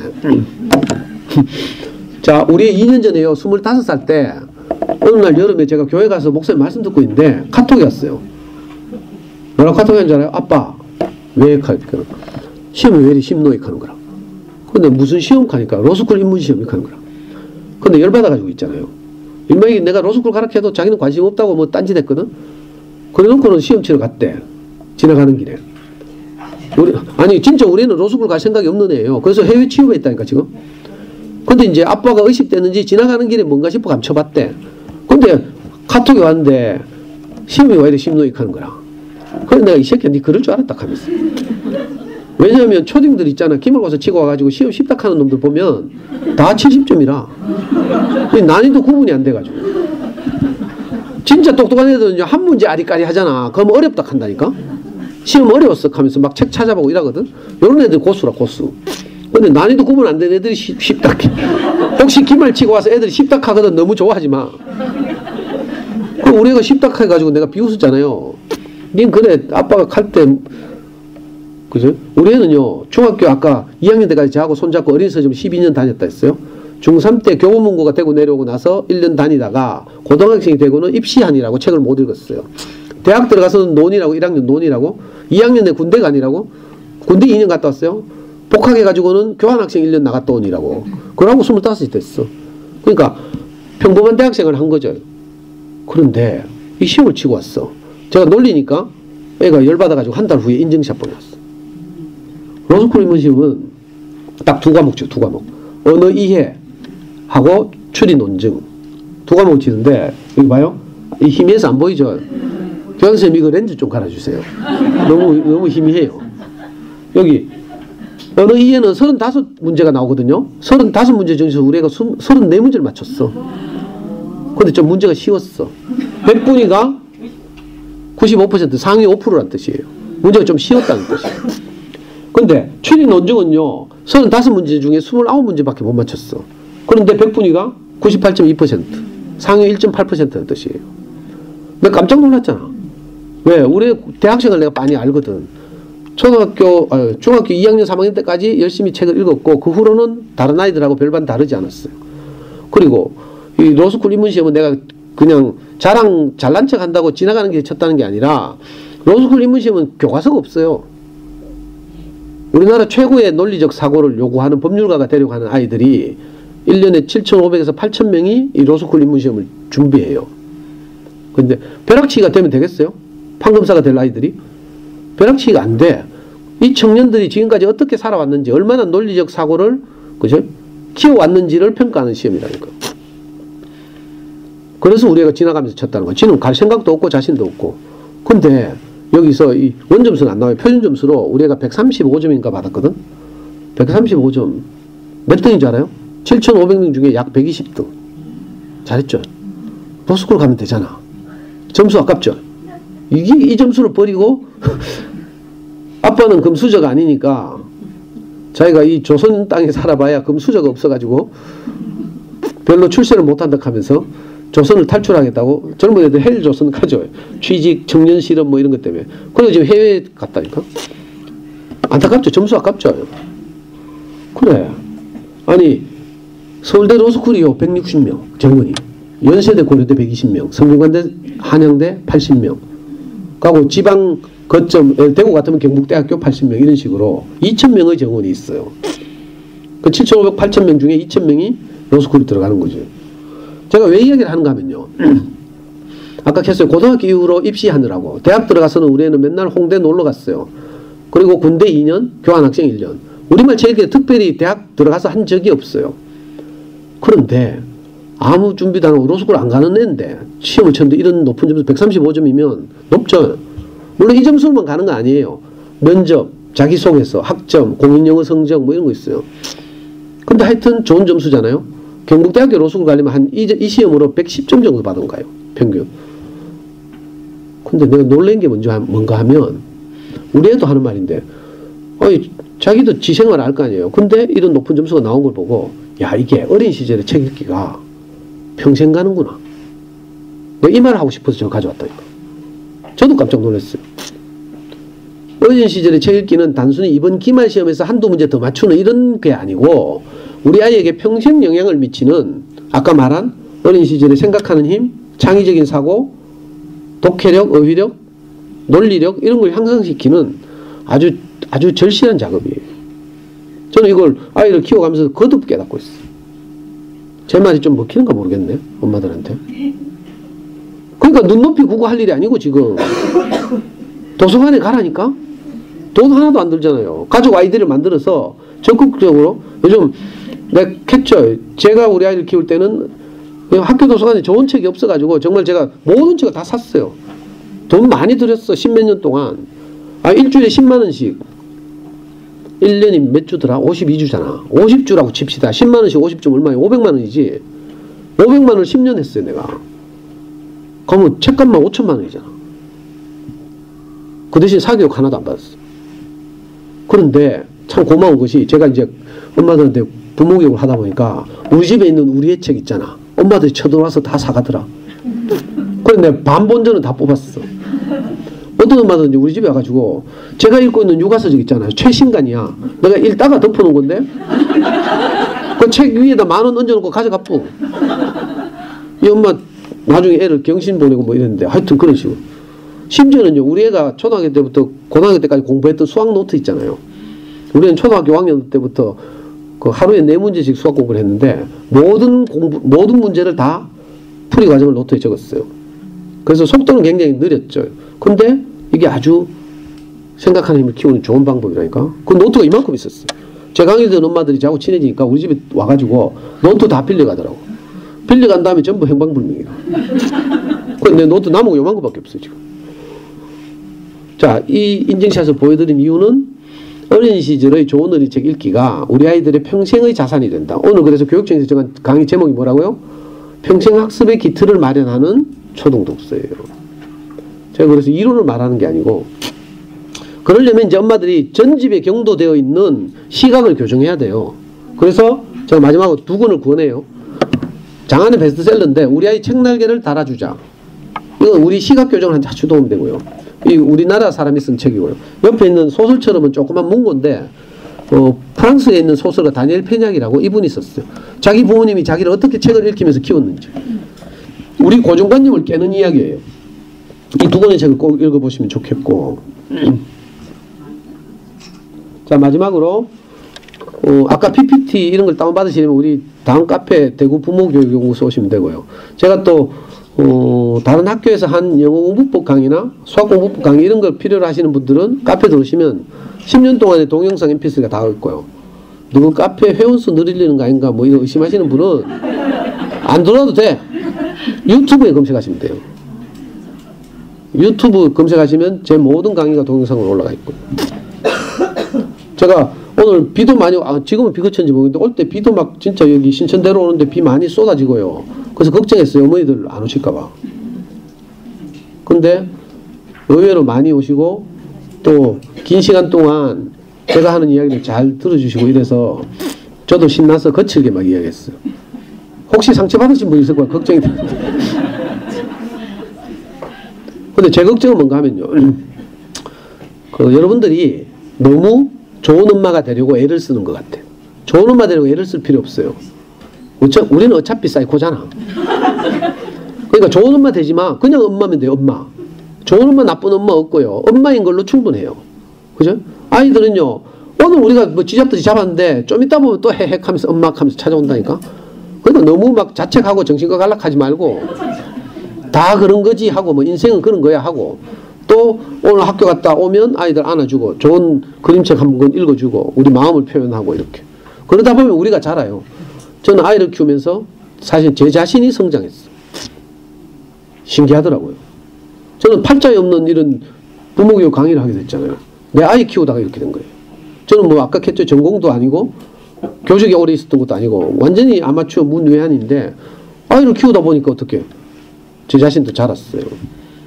여러분들도 아이들 학교 갔다 오면 정말 기특하잖아요. 학교 가는 게 진짜 기특한 일이에요. 놀라운 일이라니까. 아파서 학교를 못 가게 되는 경험을 해봐야 하는데 학교 가는 게 너무 고마운 일이죠. 자랑스러운 일이고. 저는 초등학교 때 막 얼마나 괴로운지 몰라요. 엄마 없이 친척집 얹혀서 초등학교 다녔대요. 힘센 놈 괴롭히죠. 미술 시간에 준비물 못 준비해가죠. 공포였어 공포. 방학 끝나면 방학 숙제 검사하잖아요. 저는 방학 숙제를 못 하잖아. 돌봐주는 사람이 없으니까. 그래서 제가 항상 망상을 했어요. 개학하고 나서 선생님이 혹시 숙제 검사를 까먹는 상상을 내가 늘 했다니까. 그러니까 얼마나 막 스트레스를 받았는지 몰라. 학교 생활이 그 쉬운 게 아니에요. 전쟁이라고 할 수도 있어요. 물론 즐겁고 재밌는 것도 있지만 나름대로는 그죠? 성적으로도 비교당하고요. 그죠? 뭐 이런저런 힘센 애들한테 혼나기도 하고 막 괴롭힘 당하기도 하고 막 많은 어려움들이 있는데 아이들이 그걸 다 이겨내면서 학교 생활을 하고 있는 거라. 그러니까 진짜 장하고 자랑스럽죠. 제가 우리 아이한테 제일 많이 하던 말을 마지막으로 하고 마치겠습니다. 저는 어릴 때는 아까 뭐라고요? 네가 100점 맞으면 아빠가 너를 자랑스러워하고 네가 하나라도 틀리면 닌 뒤진다. 내가 이렇게 어릴 때는 이렇게 진짜 그렇게 했어요. 그러니까 일기장에다가 아빠 죽었으면 좋겠다고 썼죠. 자, 이 과정을 통해서 저도 많이 깨우치고 실패와 자제를 많이 했겠죠. 아주 극심한 사춘기 때 부딪힘도 있었고요. 그리고 나서 제가 정신을 차렸어. 어느 날. 가장 소중한 게 뭔가 내가 알게 됐죠. 그리고 나서 제가 우리 아이한테 가장 자주 한 말이 뭔지 알아요? 아빠는 어떤 경우에도 너를 사랑한다. 저같이 애 잡는 아빠가 어떻게 소문이 나가지고 토요 아침마당에 나왔잖아. 좋은 아빠 패널로. 거의 1시간 동안 녹화했다니까. 좀 오래된 이야기인데 우리가 같이 나가기로 했는데 쪽팔린다고 안 나간다고. 고등학교 1학년 때. 그래가지고 1시간 동안 녹화하고요. 아나운서가 내보고 마지막으로 아드님이 녹화방송 보실 테니까 한마디 하라 카대. 그저 카메라를 아이돌처럼 똑바로 쳐다보면서 이 실화예요. 아빠는 어떤 경우에도 너를 사랑한다. 네가 앞으로 인생을 살면서 어떤 어려움이 있더라도 이 말을 잊지 않았으면 좋겠다. 내가 유언하듯이 그렇게 말했다. 우리 아버지 34살 돌아가셨어요. 제 초등학교 1학년 때. 저도 항상 아이보다 먼저 죽을 거라고 생각해서 어릴 때 내가 아빠의 죽음에 관한 책 많이 읽어줬다니까. 읽어주면서 맨날 같이 울고 있잖아. 근데 아직까지 제가 살아있어. 너무 감사한 일이죠. 그리고 아이를 키우는 과정이 동네 언니들은 도 닦는 일이라고 하지만 그건 거짓말이에요. 도 닦는 일 아니에요. 뭐 참고 이럴 일 없어. 참다가 더 폭발한다니까. 그러니까 참지 마. 성질대로 해. 성질대로. 성질대로 해도 괜찮아요. 참다가 더 사고 치는 것보다 좋은 엄마 되려고 하면 참아야 되죠. 나전달법 써야 되지. 얘야 부모교육 받으러 가면 PT 같은 거 받으러 가면 나전달법 쓰래. 아빠는 네가 수학을 풀다가 집중을 안 해서 오답을 하니까 속이 몹시 상하단다. 애의 행위를 질책하지 말고 자기 느낌을 말하래. 이게 나전달법. 영어로 아이메시지 기법이죠. 이론은 참 그럴듯한데 이게 됩니까? 위선이지 위선. 그냥 차라리 발로 한 대 차고 머리 쥐박고 2시간 후에 미안하다 하는 게 나아. 저는 우리 아이한테 항상 무릎을 꿇고요. 2시간 지나고 맨정신 돌아오면 애 방에 들어가서 침대 앞에 무릎을 꿇고 뭐 그렇게 말했어요. 미안하다. 아빠가 불안해서 그렇다. 니는 아무 잘못한 게 없는데 아빠가 불안해서 그랬다. 여러분들 아이 키우다 보면 불안하죠. 원인을 알 수 없는 불안감이 있어요. 왜 불안한 줄 알아요? 앞이 안 보여서 그래요. 고속도로 야간 운전해봐요. 시야가 확 넓지 않죠. 그래서 불안하거든, 야간 운전하면. 자, 우리 아이를 키우는 일이 꼭 이와 같아서. 우리 아이가 자라서 행복해졌으면 좋겠는데, 어떻게 행복한지는 몰라. 그러니까 어떻게 해? 공부라도 잘 시켜보자. 좋은 대학 보내보자. 좋은 회사 취직하면 행복하겠지. 이렇게 생각하는 거야. 그렇지 않거든요. 오늘 행복해야 돼, 오늘. 학교 가도 돌아오면 꼭 안아주라니까. 우리 딸 잘했어 하고, 오늘 뭐 힘든 일 없었어, 이렇게. 그리고 가능하면 아까 제가 말한 언제까지나 너를 사랑해. 요 그림책을 어디 사든지 빌리든지 해가지고 저녁마다 읽어줘. 얼마나 마음이 따뜻해진지 몰라요. 눈물이 난다니까. 하여튼 너무 잘 들어주셔서 감사하고, 혹시 내년에 또 불러주시면 잠순의 영어 공부법, 후내년에 불러주시면 생명을 살리는 수학 공부를 예고하고 있습니다. 급하신 분들은 카페에 오셔서 미리 보시면 되고요. 예, 이 귀한 시간 잘 들으셔서 감사하고 저를 불러주셔서 감사합니다. 마치겠습니다.